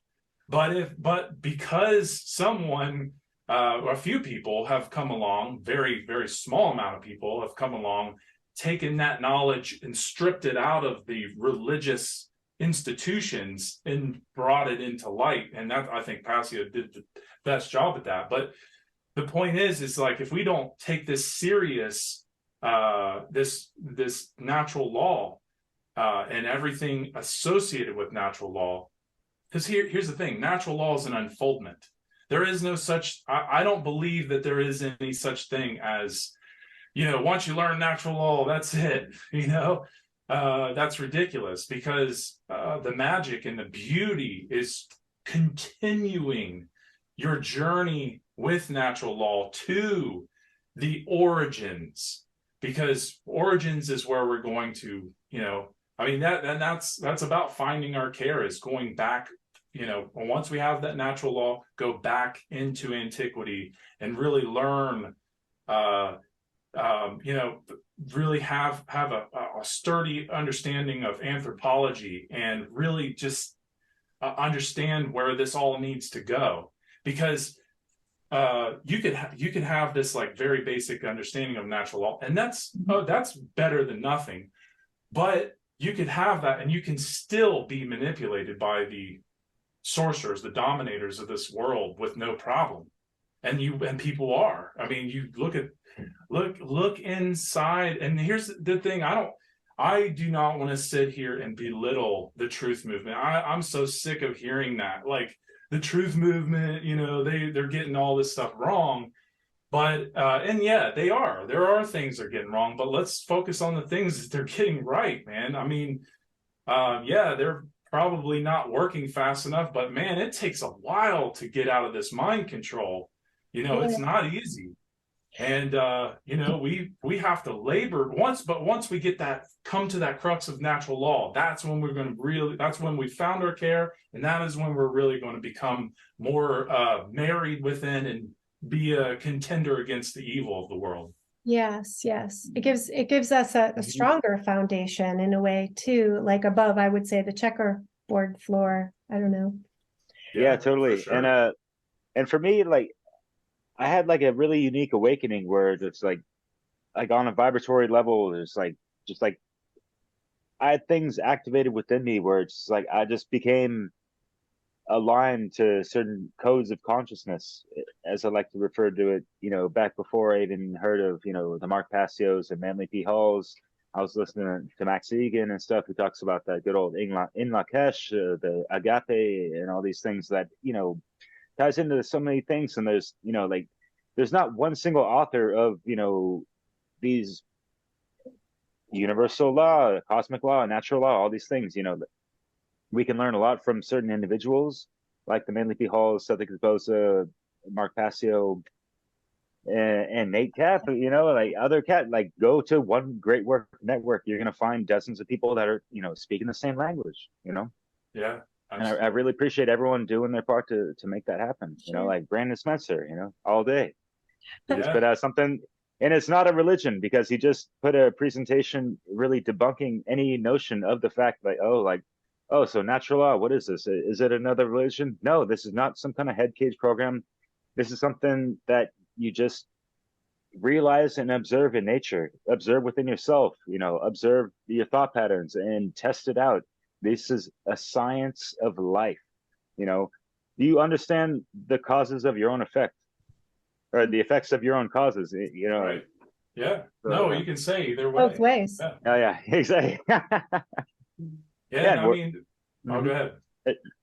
No, just to finish off, but we always have to keep in mind that we're in this collective consciousness, and as above, so below, corresponding to everything around us in our immediate environment, to wherever, the cosmos within us, that cosmosis, as we like to call it as well. Yeah. Yeah, man.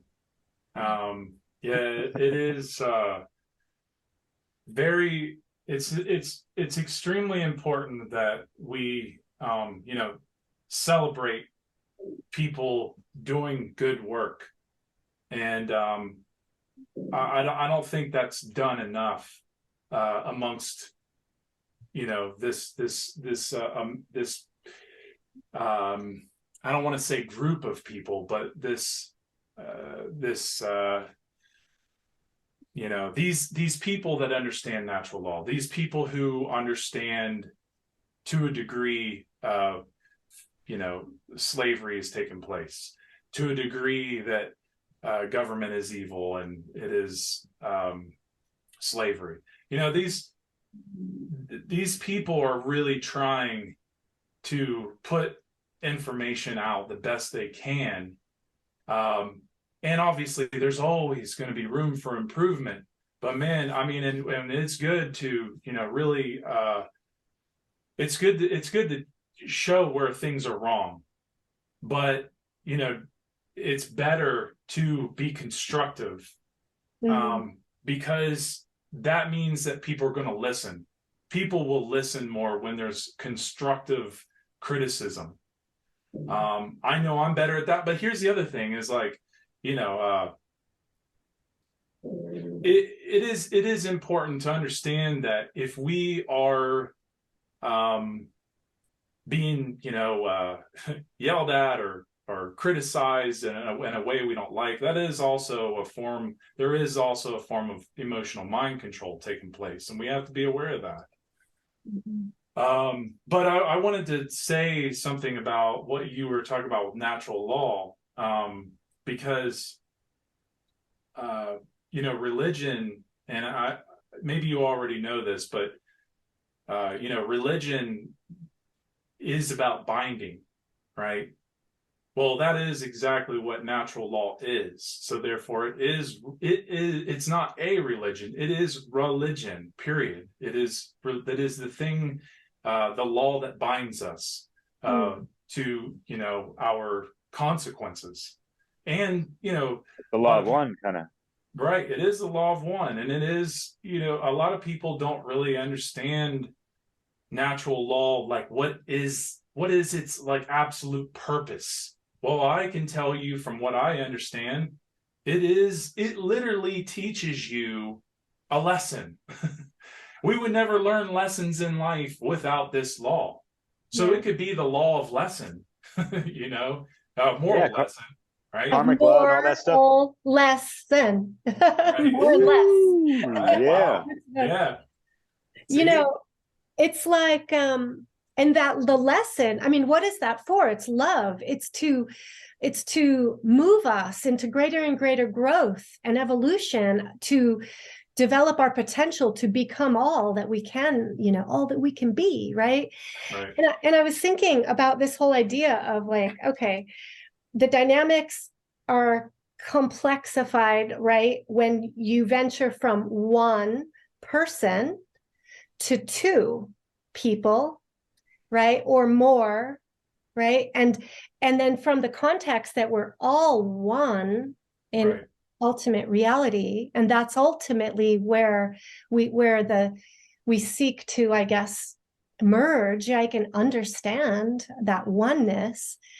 And then I was thinking about the three, right? Is like, you could say how it could be manipulated by a third party. The one and the two couldn't be divided by a third party, or manipulated Triangulation. and right, you know, and programmed, you know, if the ones aren't aware of their oneness and, you know, more awake to this. And there's also the synergy of the combined ones to create that greater thing. You know, the creative spark comes from, I think, probably the masculine and feminine coming together. I think of the feminine aspect of creation being the receiving of inspiration and this like creative thought of what could be that's not yet in existence, with the masculine aspect of doing, you know, taking that energy in and create in and actually manifesting something from it. So that marriage, you know, in that masculine feminine synergy is an energy source too, to something greater, right? It's like our potential. It's a creative power for sure. Yeah, like our last guest, Maria West, put it. She stated this umpteen times and hundreds of videos of moving, conscious co-creator, moving formless into form in a sense, and Mm, mm, and something that is always interesting to keep in mind is that all these laws in operation in the universe, in this world, whatever, anywhere, whether people think space is fake or whatever the hell, like, worry about the space within yourself and if it's all on good terms with the universe, because guess what, the universe does not even know that you do not know of what's going on within, like, and there's a difference between ignorance and nescience and all these things. And I'm gonna bring this back because Nate, yeah, Nate, I love what you mentioned this in one of your presentations, and you just have like a solitary video on this. But the the pun, or just the play on words, if you will, of this, taking it back to the base level consciousness, so we can rise above it again, because we are inundated with a lot of stuff, and there is a little pun intended with that in regards to being floor-eyed. mm, You want to mm. just like bring that up and kind of just bring some dilution for a better solution of like Well, yeah, I that mean, water it contamination. yeah, it's interesting because water is feminine, right? So to poison the water is to really destroy the sacred feminine. Yeah. So if the eye is on the floor in materialism, because remember, it's not just I didn't make the eye up above in between the pillars. I put the eye on the floor. I put the eye as the floor, and the eye also has the checkerboard floor on it because it's about being completely in base consciousness. Um, but uh, it's more so to see that our sacred masculine and sacred feminine have been wickedly destroyed in our collective, right? And because the key is on the floor, which is care, right?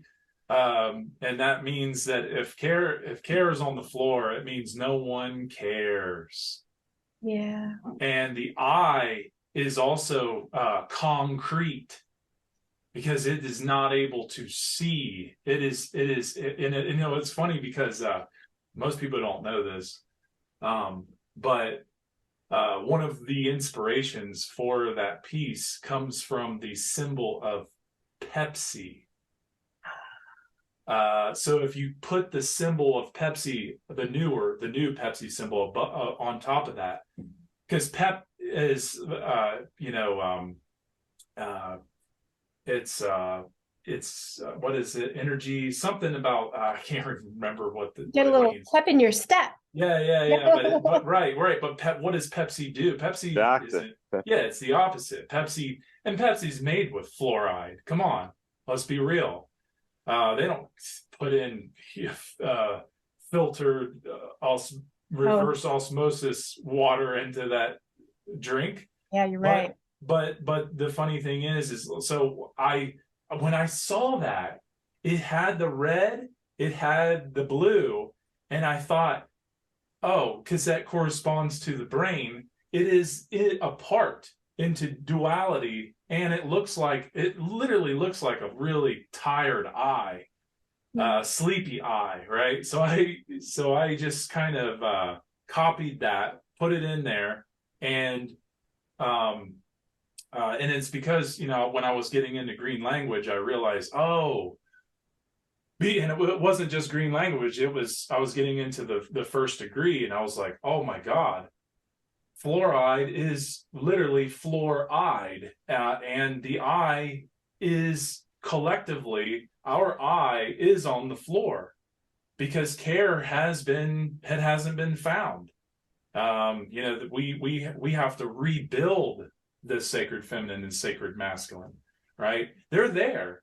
You know, obviously we're always going to have them, but we have yet to fix them, to rebuild our hemispheres, to rebuild the pillars, and to reach the sun and the moon, right?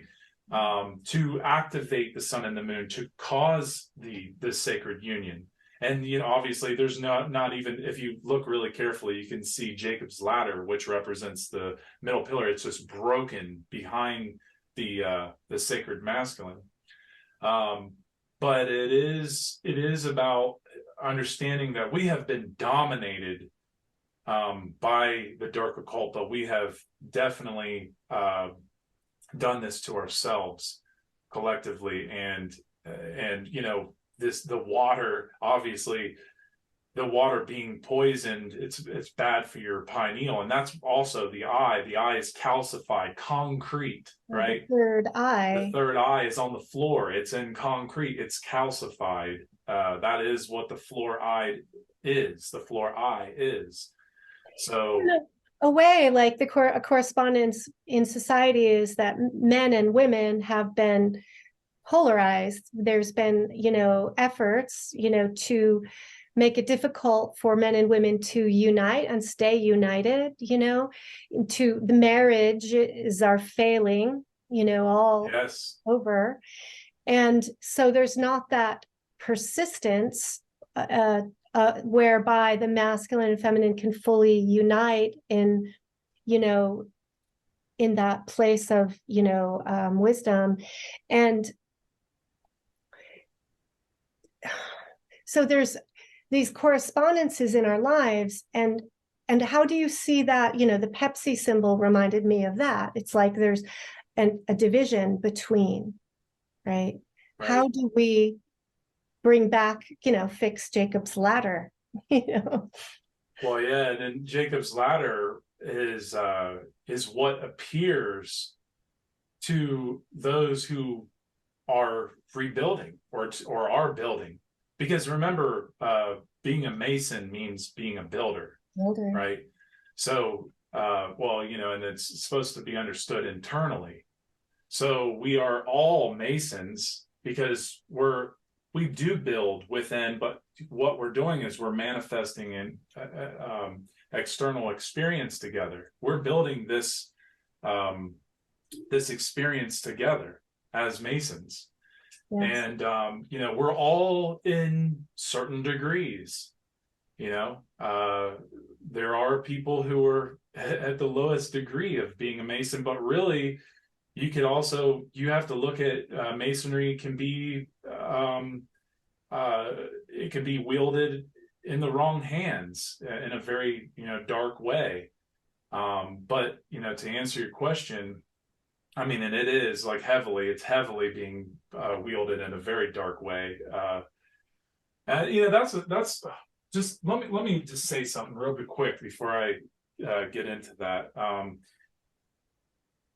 For anyone listening, you know, you have to understand there's a difference between this is something that I probably should have said early on, because I see so many people attacking Freemasonry. And it is, I mean, but there's a reason for that. The reason that people are attacking it so much is because there's this, you know, well, for one, it's ignorance, but also it's about understanding that they want us to fear and go on a witch hunt after anything that can create union within. So when you hear people saying the Freemasons did it, you know, the Freemasons are evil, Freemasonry is the devil, and all this stuff, it's like, okay, well, how much homework have you done to actually understand that? But the truth is remember this. One thing that people keep getting wrong: there is no such thing as Freemasonry does not equal Freemason. Freemason is a person. Freemasonry is the tradition, the science, right? The art. So we have to differentiate and understand the difference between the two, or we stay ignorant. And I'm telling you, if we stay ignorant, to this occult tradition, we will continue to see slavery get worse and worse. But that's what they want. They want us to continue to go on a witch hunt after anyone associated with Freemasonry, and it's just unreal. But that's what happens when our complex control system of the world is like, oh boy, we gotta do anything possible to keep our control. Which and just means have so much dogma going on about anything. Sorry to cut you off, but I mean, yeah, I really wanted to get either Brandon or Douglas Martin on to have a segment specifically about light versus dark Freemasonry and all this stuff, and how like it's just kind of like knowledge, or so people are going to pick it up like a tool. They can wield it for good or bad and whatever, that kind of stuff. right. Yeah, any tradition you can do that with, any knowledge. Yeah.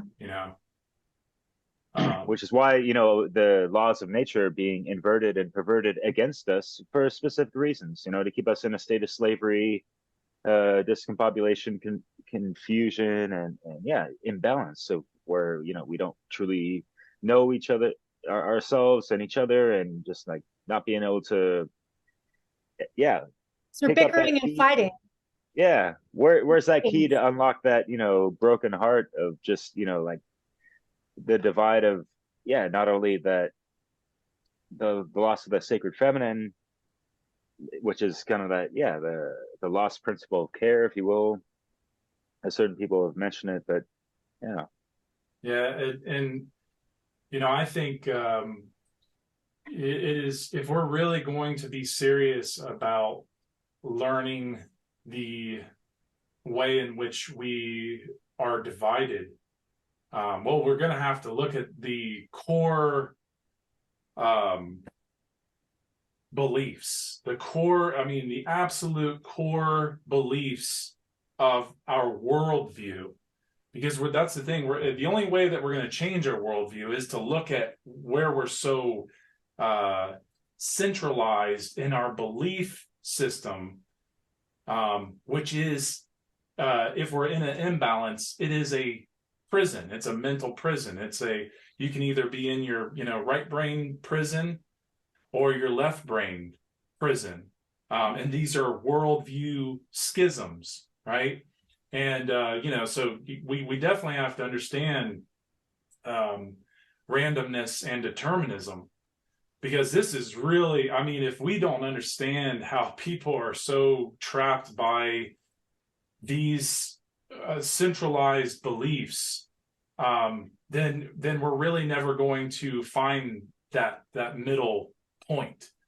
And I can expand on that if you want, but I'm sorry, Leslie, you asked a question and I completely no, it's okay. I was just, my brain is like expanding from, we have our internal process of unifying the left and the right, and then I'm thinking about the complexities of then adding another individual who's in a different, place of balance within themselves, but working towards balance, hopefully, or unity, and just how complex that can get, and how without this awareness, it's so easy to like manipulate or pull apart or sway us and create a lot of chaos and distraction. Right. Yeah. To be in dualism means that your hemispheres are away from each other. They're not wedded, and therefore they can become like you were saying, the one going between the two, and that is like a wedge, right? It is mind control to spread them out. Yes. And that is because there has not been the work, the necessary work. So most people have not done that internal work. So it's so easy to just go right in the middle and control from the middle, and get people to go one direction or the other. And by doing this is how they divide and conquer. This is how they divide and conquer the mind first. And then by doing that, because this is what true government is. Government is divide and conquer. right? Because it's about mind control first, right? So to control the mind, well, you've already got the body right where you want it, the physical body, right? So then you look at all the divisions going on, and it seems like there's a new psyop and division going on every freaking week these days, right? And that's because we're becoming more conscious of it, I believe, too. But also, I think they really are ramping it up because they realize consciousness is raising. That they realize that there really are people starting to have the wedding. And so, because I've even said, it's kind of like I kind of associate Godzilla with all this stuff because, like, Godzilla would be natural law, right? The knowledge of natural law, right? It comes when it needs to come, right? And so, when the world is in chaos and there's this new, global domination, new world order, great reset. Well, there's also an opposite of that, which is the great reset into natural law, to reset ourselves back into nature. And, that's something to really, keep in mind. But, we have to be aware of the playbook, and the playbook of the dominators is where we're really going to learn how to find this wedding. Because then we're going to know what to protect ourselves from with our, because it's about building spiritual armor, right? Spiritual armor around the heart and the brain and the soul, right?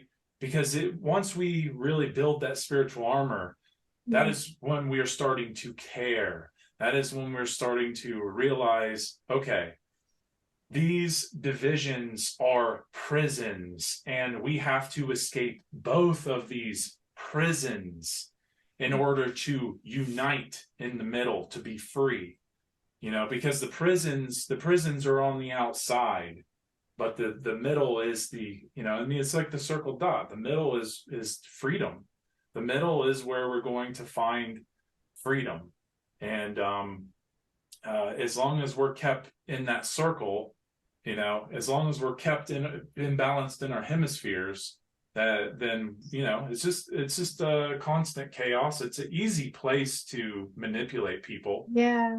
When they're in fear and when their emotions and fear are in a cyclical pattern, just constantly going back and forth. They're not even operating from their neocortex. It's just the mammal brain, the mammalian brain, and the R complex are just constantly in that circle. There's nothing being raised from there. That's why people are in these habits. People have bad habits, right? But if you break the habit and raise yourself by doing the work, the great work, that's when you're really going to be a true form of resistance to evil. Yeah, we're very well said. Really cool. Yeah. The image of the High Priestess card popped in my head, and when you were talking about the invasion in the space in between the columns, right? And that's a really it seems like that the High Priestess is there at the gate, right? Maybe to protect that space, the beauty within. And it's interesting that it depicts the female, the feminine, to be in that spot of observance, right? And I don't know, could you expound a bit on that a little bit? Well, the tarot card? Yeah, I guess. Or is what I'm saying kind of fit, Yeah, for sure. I mean, because it is can you bring that card up a little closer? Well, I guess I can't really see it. That's okay. That's fine. Well, because you have to understand, the feminine being in the middle. This is a reflection, right? And we're supposed to understand it as a reflection of self. We're supposed to understand, this is care. There's no coincidence that the moon crescent is a C, right? For care, to the cradle. to care, and also natural law. Natural law is feminine, and because it is nature, right? Because it's the nurturing aspect. It is the natural world that is creative, that's constantly creating. But with tarot, if I were to be honest, I'm not so advanced in tarot, but like I do like to break down the symbols, and that's why I was even having him try to hold it up, because it's not etched into my mind yet. But Yeah. I mean, the more that I'm the same, brother. I'm not trying to front. Yeah. I don't understand all this, but yeah, but I've I heard mean, enough but to. there, if I were to look at it again, the Torah, yeah, that's right. Yeah, what The she's Torah, holding. yeah, the Torah is really interesting because that's an anagram. It's tarot, it's Torah, it's also Rota. It's one. There's one other one, but it's about understanding the zodiac. Because there's 4 ways to understand it, 4 cardinal points. And if you are to really understand natural law further, then you'll go into astrotheology, and that's what that's about. And this is very important, because if we are to advance in natural law, it's going to have to go into the science of the zodiac. Well, that's one aspect, that's one part.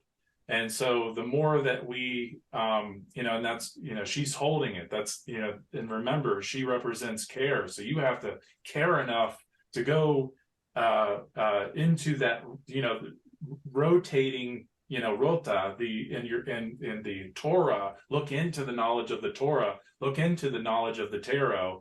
And because you're dealing with the pillar of Jachin and Boaz, the black and white pillar, you're dealing with Freemasonry, you're dealing with the principle of gender.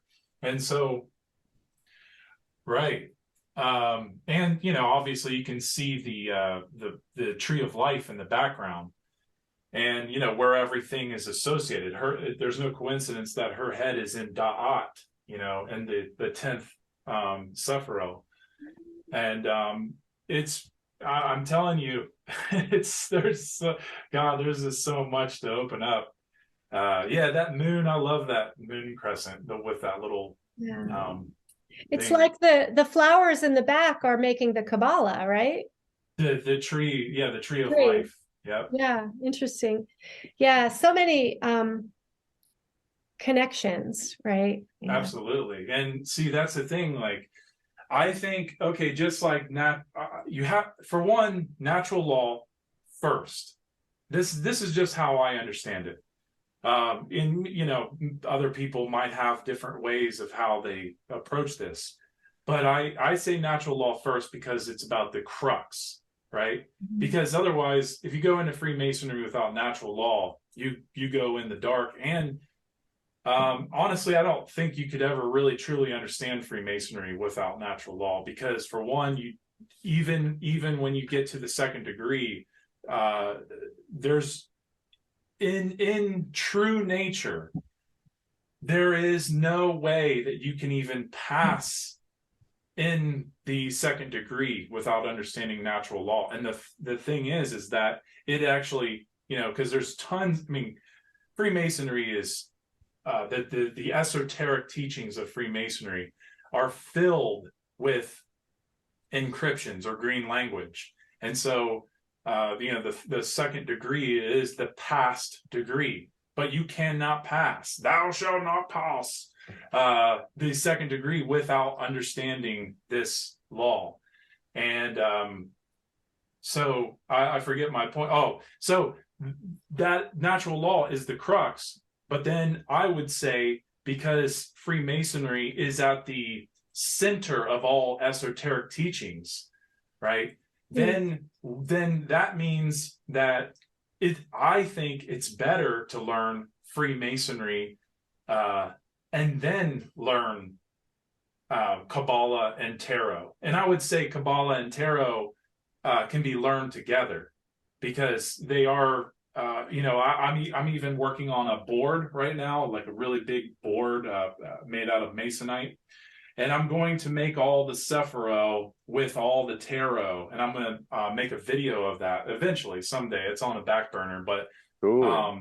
I think that that's a really good way to learn both because you really can't understand one without the other. But then Freemasonry is at the crux; it's at the base of these teachings, and a lot of people don't know that.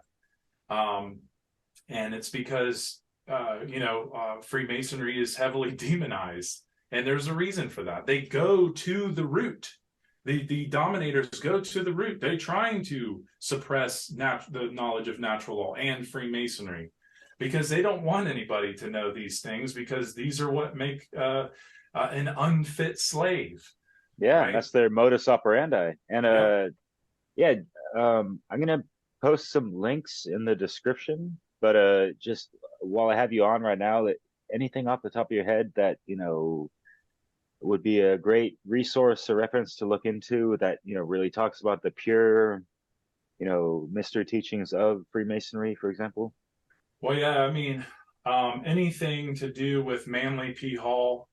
I'm sure Yeah, you guys are but familiar with. but a caveat on him because I even saw things on Facebook like someone dismissing his teachings, a man I hold near and dear to, and same with Brandon Spencer. But like yeah, apparently he was an honorary inductee to like 33rd degree masonry, whatever. That's, it just sounds like gossip, even if that's true, whatever. But at the same time, it's not like he was ensconced in that or whatever. But at the same time, it's like it seems like they're trying to demonize him Oh and yeah, Freemasonry at the same time.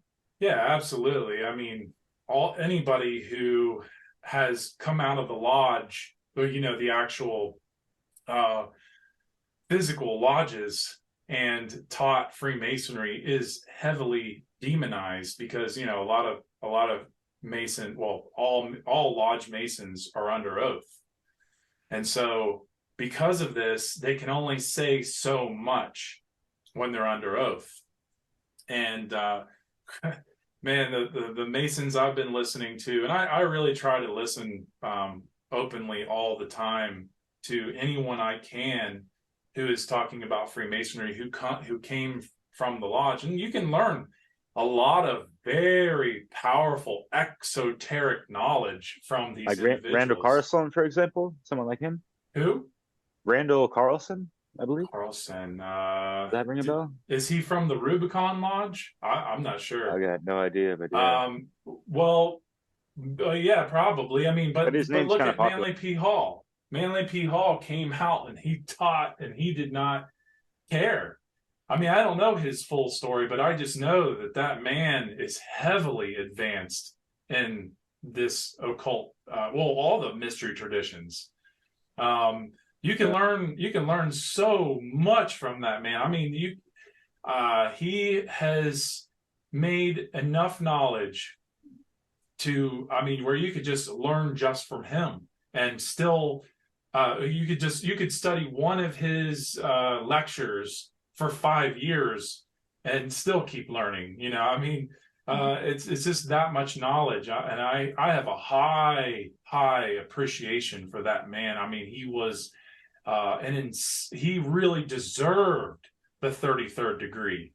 Most Masons don't deserve the 33rd degree because they're still frozen. They're still heavily frozen. They're frozen in authority, man's authority. But anyway, the other people that I would recommend are Albert Mackey, who did an incredible job on the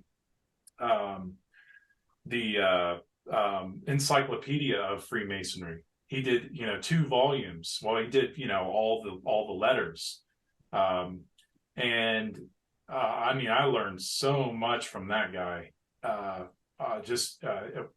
You just can't stop learning from these men. But I mean, that's his great work. And you know, one of the most powerful books that I have of Manly P. Hall, other than, you know, the book that most people know, which is The Secret Teachings of All Ages, but there's the other one called The Lost Keys of Freemasonry. I highly recommend that book, and I highly recommend what's the other one? There's something, I think it's called The Sacred Flame, but I could be wrong. That's his first book.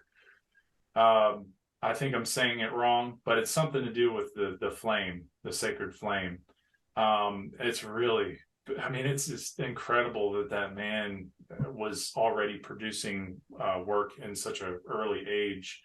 But then Yeah, you man. have, I almost consider you like, and I was thinking about this earlier before our chat, you know, kind of like, how am I gonna introduce this guy and this and that, you know, like, even though, you know, like we haven't really been acquainted all that much, we did like a round table once or twice, and that was cool. But yeah, just reflecting on some of the people that are really just like devoting their lives and their free time to things like, and like I feel the same way about Brandon Spencer, you know. I keep bringing him up. Why? Because I'm like in it. They, it's like you guys have the potential to be the next Manly P. Halls. You know what I mean? That's all I'm gonna say. well, I appreciate that. You know, I definitely don't. Um, Unfortunately, I mean, fortunately and unfortunately, I was a super degenerate, you know, for a long time, and you know, I never had anybody in my face trying to tell me anything that would help me, you know, be better. I mean, I had a few people that spoke of, you know, they like the what are those people that come, Jehovah's Jehovah's Witness? Witness. Yeah. Yeah, they were the people that I talked to early on that really tried to get my brain thinking about certain things, and I'm very thankful for that, because even though I completely disagreed with them pretty much on everything, and still do, they definitely got my brain thinking about things that I never thought before, and, you know, got me questioning things. And it wasn't just them, but, you know, like getting into Eckhart Tolle really changed my life Mhm. early on. Um, but I kind of, you know, and like a lot of people, they come into the game late, and not having any knowledge. I never read books when I was younger because I was, like I said, I was degenerate. I didn't understand. See, I never had the right books to read, and there is such thing as right books, because right books are all about trying to understand the self, trying to understand the world you live in. Those are the right books. Trying to understand how to be a better person. Those are the right books. And I didn't have access to any of that other than maybe the Bible. But then I thought the Bible was just a bunch of BS, because of, you know, how I was raised. And the thing is that um, Manly P. Hall, uh, you know, you know, if anything, I hope to be, I hope to be someone more like him. I look up to Manly P. Hall more than pretty much anybody who has done the great work. Yeah. And, you know, I definitely try to align myself, and, you know, I don't completely agree with everything he says, but I loved his attitude, right? You know, I love what I've heard from him, his attitude, and, you know, it's awesome that we actually get to listen to him. Yeah. Um, In his but own his voice. right, Mhm. and but his words are just the way he writes, his style is just it resonates with me very, very deeply, and so does Albert Churchward. Church. Albert Churchward is, you know, one of the greatest Masons that's ever lived, and Freemasons that's ever lived. And he he made 7 amazing books that, you know, when anybody who's getting really serious into Freemasonry, definitely look into his work. Yeah. And you know, there's Charles Leadbeater, and there's I'm trying to think. There's something Brown. I can't remember his name. You know what you might do is if you think of other people, text them to us and we'll put them on the underneath the show. For sure. Yeah. Absolutely. I had a question about well, I just wonder because it seems that the Freemasons are men, right? And I'm wondering, well, why is that? Why are women not in the lodges? And what's the significance of that? Yeah, sounds sexist, man. No.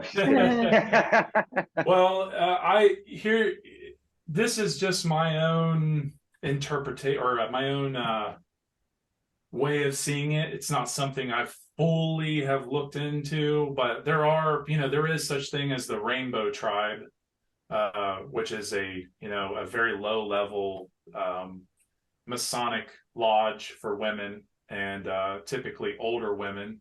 The stars, the Eastern Stars. Oh yeah, the Eastern Stars, and these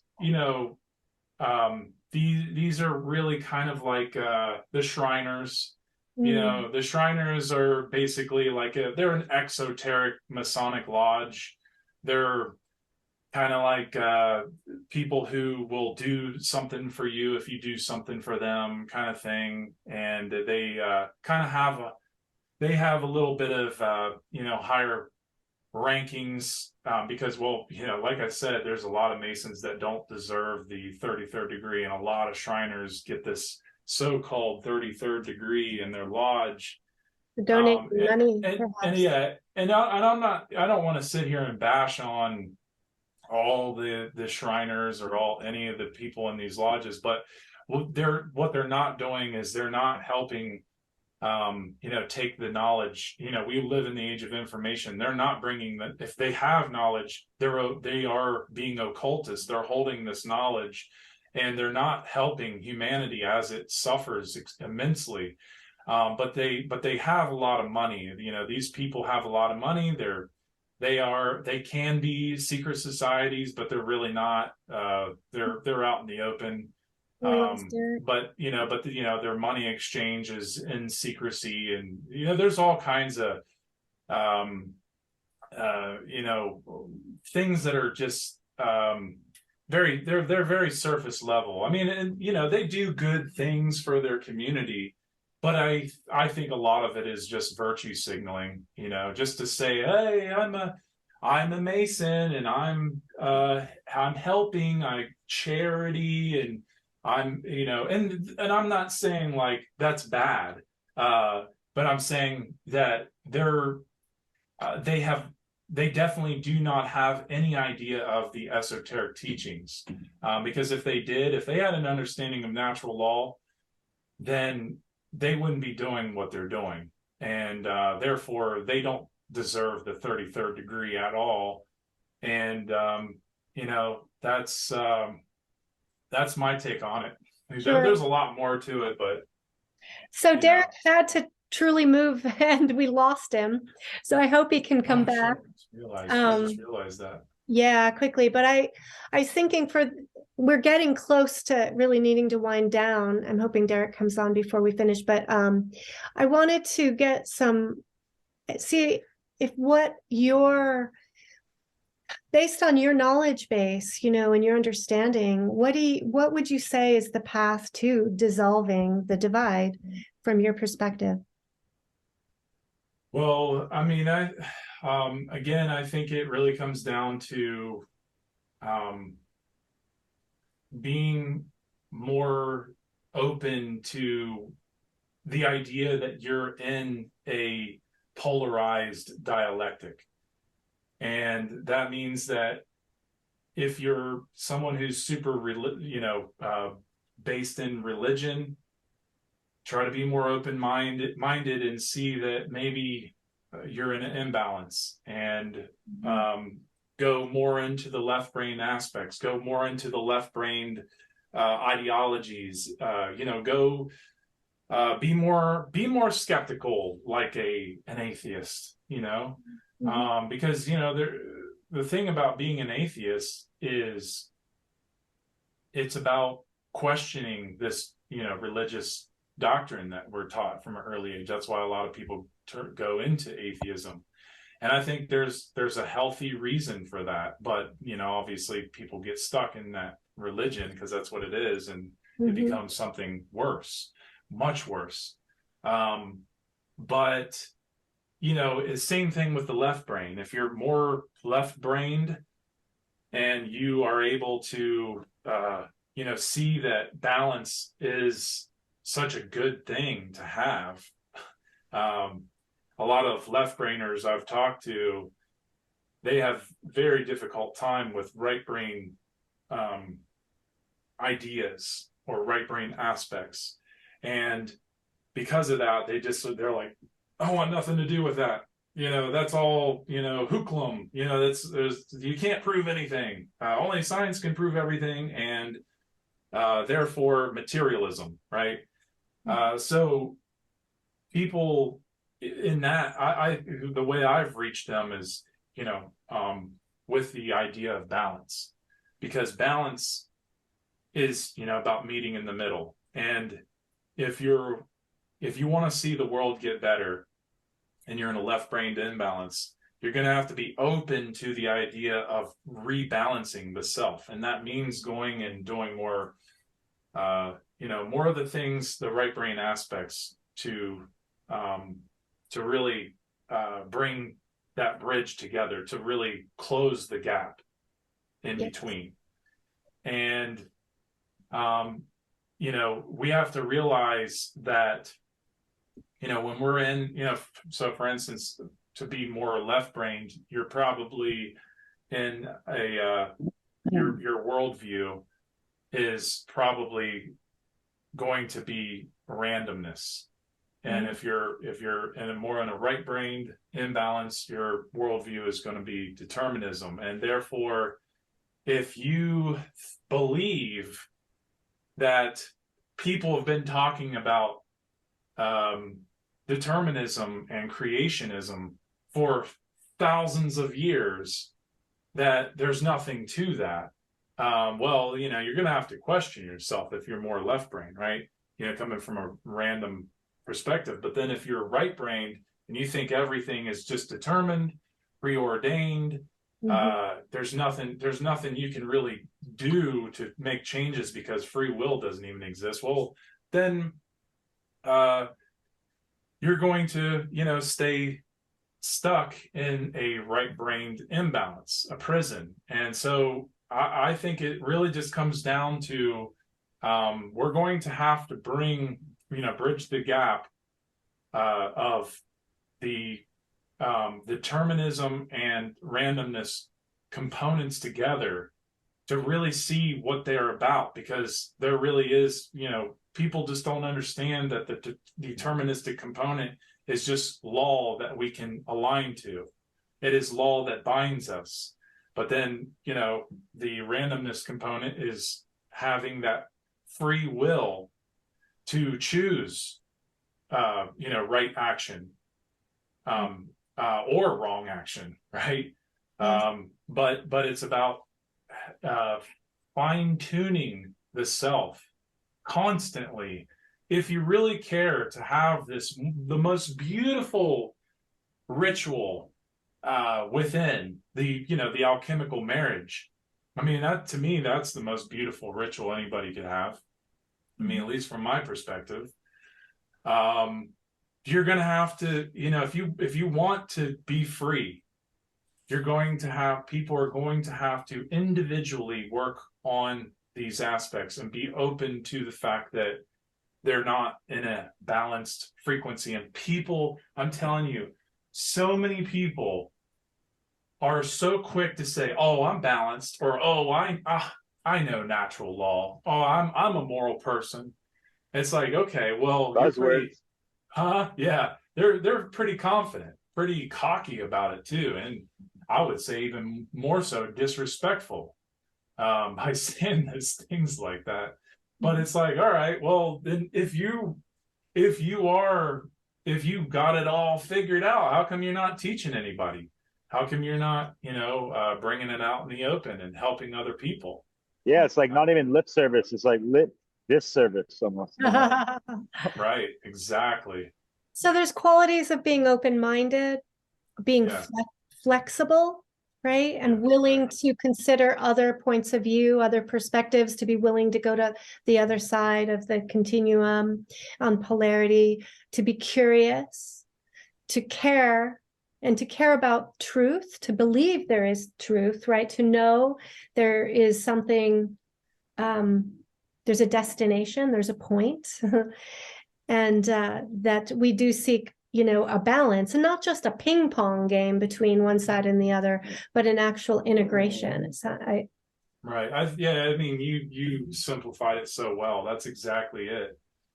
And that is what it's about. It really is that simple, but the work is not that simple, right? Easier said Because than done. yeah, exactly. Always. Yeah. 100%. So I think we're at a good point for completion here today, and really fascinating. I so appreciate your point of view, your knowledge that you're sharing. Look at the lights where Derek is. I'm in Sin City. It's been shitty, but Oh, having Derek. conversations like this really holds it down and keeps things, grounded and all that Well, stuff. I'm sorry for the cutouts and distractions and everything. Well, you're Everybody, bringing good energy to that city. yeah, Yeah. right. Yeah, You that's know? what me and Brandon are doing. We've been doing that for the past, 36 hours or whatever. So yeah, it's been. Yeah, Look that's at the awesome. violet, the red and blue combined into the violet color behind him. Isn't that Boom. appropriate? Yeah, the purple. So Yeah, How we perfect. dissolve. high frequency right there. Yeah. Any final words, Derek? Yeah, Nathan, thanks so much for everything you had to say. You touched on so many great points, and you really got to the point in many ways. And I love your approach and your demeanor and cadence about how you articulate things over the years and this and that. I'm not going to ramble on, but Everybody check yeah, out Nate Cap's work. yeah, Cubbyhole, Seed. There's conferences with loads of information. You can go to, I think it's seed.com or something like that, Nathan. But Go ahead, I'll let you. Nate. Where do we find you? Yeah, you can find me at cubbyhole.com, and that's CUBBYWHOLE.com. And you can find my work and Brandon and Douglas Martin's work. You can also find my outcasting show that I do solo for now. You can find that under Nate, and it says outcasting at the top. And you can also come follow where most of my activity is taking place on Telegram under Outcasting with Nate Cap. And I haven't been so busy on there lately just due to certain things going on in my life, but I'm definitely going to be more active on there pretty soon. And I'm really excited for my show because it's very synchronistic to start off a show like this, because one of the big things that I'm going to be getting into is the Great Divide. And I'm going to be covering as many aspects of the Great Divide as possible, for the purpose of bringing people, information for people to become conscious of, because that's the purpose. And also, there is another Seed event in the works, and I don't think it's going to be this spring from what I've heard from Brandon, but I think it is going to be possibly in the summer solstice. So we'll see. Either way, there's definitely another Seed event on the horizon, and I'm really excited for it. I actually just did some art for it, the cover, and I'm excited to share that. Yeah, because Nate, real quick, I mean, this is going to be the fourth installment of these conferences, and the last one was Seed 3. It was the sprouting of that seed, right? It was Seed 4. Oh, okay. So you guys are going to do the fifth one. Okay, so yeah, this is going to be the metamorphosis. Metamorph. Oh yeah. All right. Yeah. Cool. Yeah, Nice. Yeah. so With I'm that pretty, photosynthesis, the light shining on it. yeah, Nice. Yeah. That's yeah. awesome. So yeah, I'm really looking forward to it, and I'll definitely be. Last time I did the conference, I was not in the best. I was in I was spiritually in a good place, but not in a good place in where I was living, and just a lot of things were not quite correct, and things didn't work out so well in the last seed conference. Even though it was an awesome conference, I was not all there, unfortunately, and it was but it was just because a lot of things just were going on in my life, and at that time. But this time I feel like I'm going to be a lot more prepared. Just getting on and doing these shows, for anyone out there who has trouble being doing live events or giving presentations, I fought through that my whole life, and I still am. And just because I had a really weird, crazy, bad traumas that happened to me in my childhood, and I'm really getting over that finally, and feeling more confident and more aware and more awake to how important all this information is. And I'm really just doing my best to be my better version. I mean, that's what it really is all about, and that's what it comes down to. And so I'm not trying to make a whole story, but just I just want to share that, because I felt like I kind of let people down the last time I did that conference. And I didn't know that I was going to be speaking, or I didn't know I was going to be being a host at that conference necessarily. So it was a big surprise. And Brandon is he's a great worker. I mean, he has done some huge things, and I'm very thankful to that he is my family, my direct family, but also Way beyond Skatopia, man. yeah, he's right. And he's a great friend, and he's a tremendous worker in this fight against evil and for freedom. So Hey, I'm he's really building stoked something for beautiful this. right now at his new place. Yeah.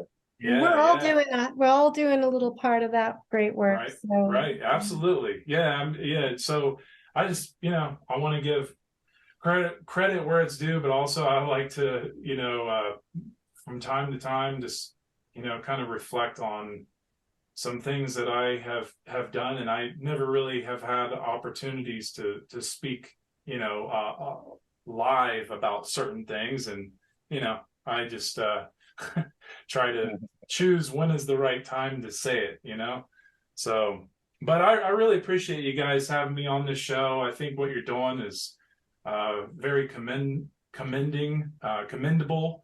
And I think that again, the dividing the or dissolving dissolving the divide is the ultimate goal for freedom. And I think you guys are really on something here, and I can't wait to see what else who else you bring onto the table, and to see what else gets brought up. I can't wait to see how things are going to unfold, because I know that it can get very tricky in this bringing up this divide, and if people aren't ready for it, it can be very very hard pills to swallow for a lot of people. And so for you to really make your this show all about that, I just think it's awesome. It's really awesome. Thank you. Thanks a Yeah, lot. Nathan, thank you so much for bringing such a beautiful version of yourself to this table and everything. Your authenticity, I appreciate that. Yeah, I didn't notice what you meant in regards to your last presentation on the Seed Conference, but you know, I hear what you're saying and feel that at the same time, and just We're you know, yeah, we're recognize usually our own another worst soul. critics. Yeah, just trying to you know do better, do right, and refine all that. You know, it's just that daily operation. I think it's a great role modeling, really, of stepping and doing the work and having the courage to, you know, it's scary. There's a certain level of like trepidation to go out and do videos and presentations and roundtables and all of this, right? And I think that's another thing really for us all to keep in mind during all of these dialogues is that, you know, we none of us are going to be perfectly correct all the time about everything or perfectly articulate or, you know, so there's a certain, we're all human, right? And so there's a compassion and, you know, patience and, you know, that's needed for all of these dialogues, especially as we get into more controversial, you know, triggering topics. You know, we have to recognize we're all humans doing our best, trying to do some good in the world. And we're going to have differences or disagreements or mistakes, you know, and that this is all part of stepping up to being a good human, to have some humility and flexibility again, right? So we have these conversations. All right. Well, I think we got to close this one up. And again, thank you so much. You know, I appreciate both of you so much, and I feel really honored to be part of this. Yeah, likewise. Nathan, close it off for us, please, and tell people real quick where they can find you. Cubby Hole with the W. Yeah, I think. Right? Yeah, cubbyhole.com. Yeah, and you can find the podcast, and it is in, you know, both audio for the Cubbyhole and video for the Outcasting, and they are in a stepwise progression. You know, you can go out of order if you want, but it's better just to go in the progression, so that way you know where I'm coming from, and I think you can, you know, really appreciate the body of knowledge more that way. So, all right, that's awesome. Everybody, look up Nate's work. Looking forward to more conversations, and we're just going to keep plugging away to dissolve the divide. Yeah, definitely. Awesome. Bye, Thanks, everybody. guys. Appreciate it. Big cap. Yeah, cheers. Thank you.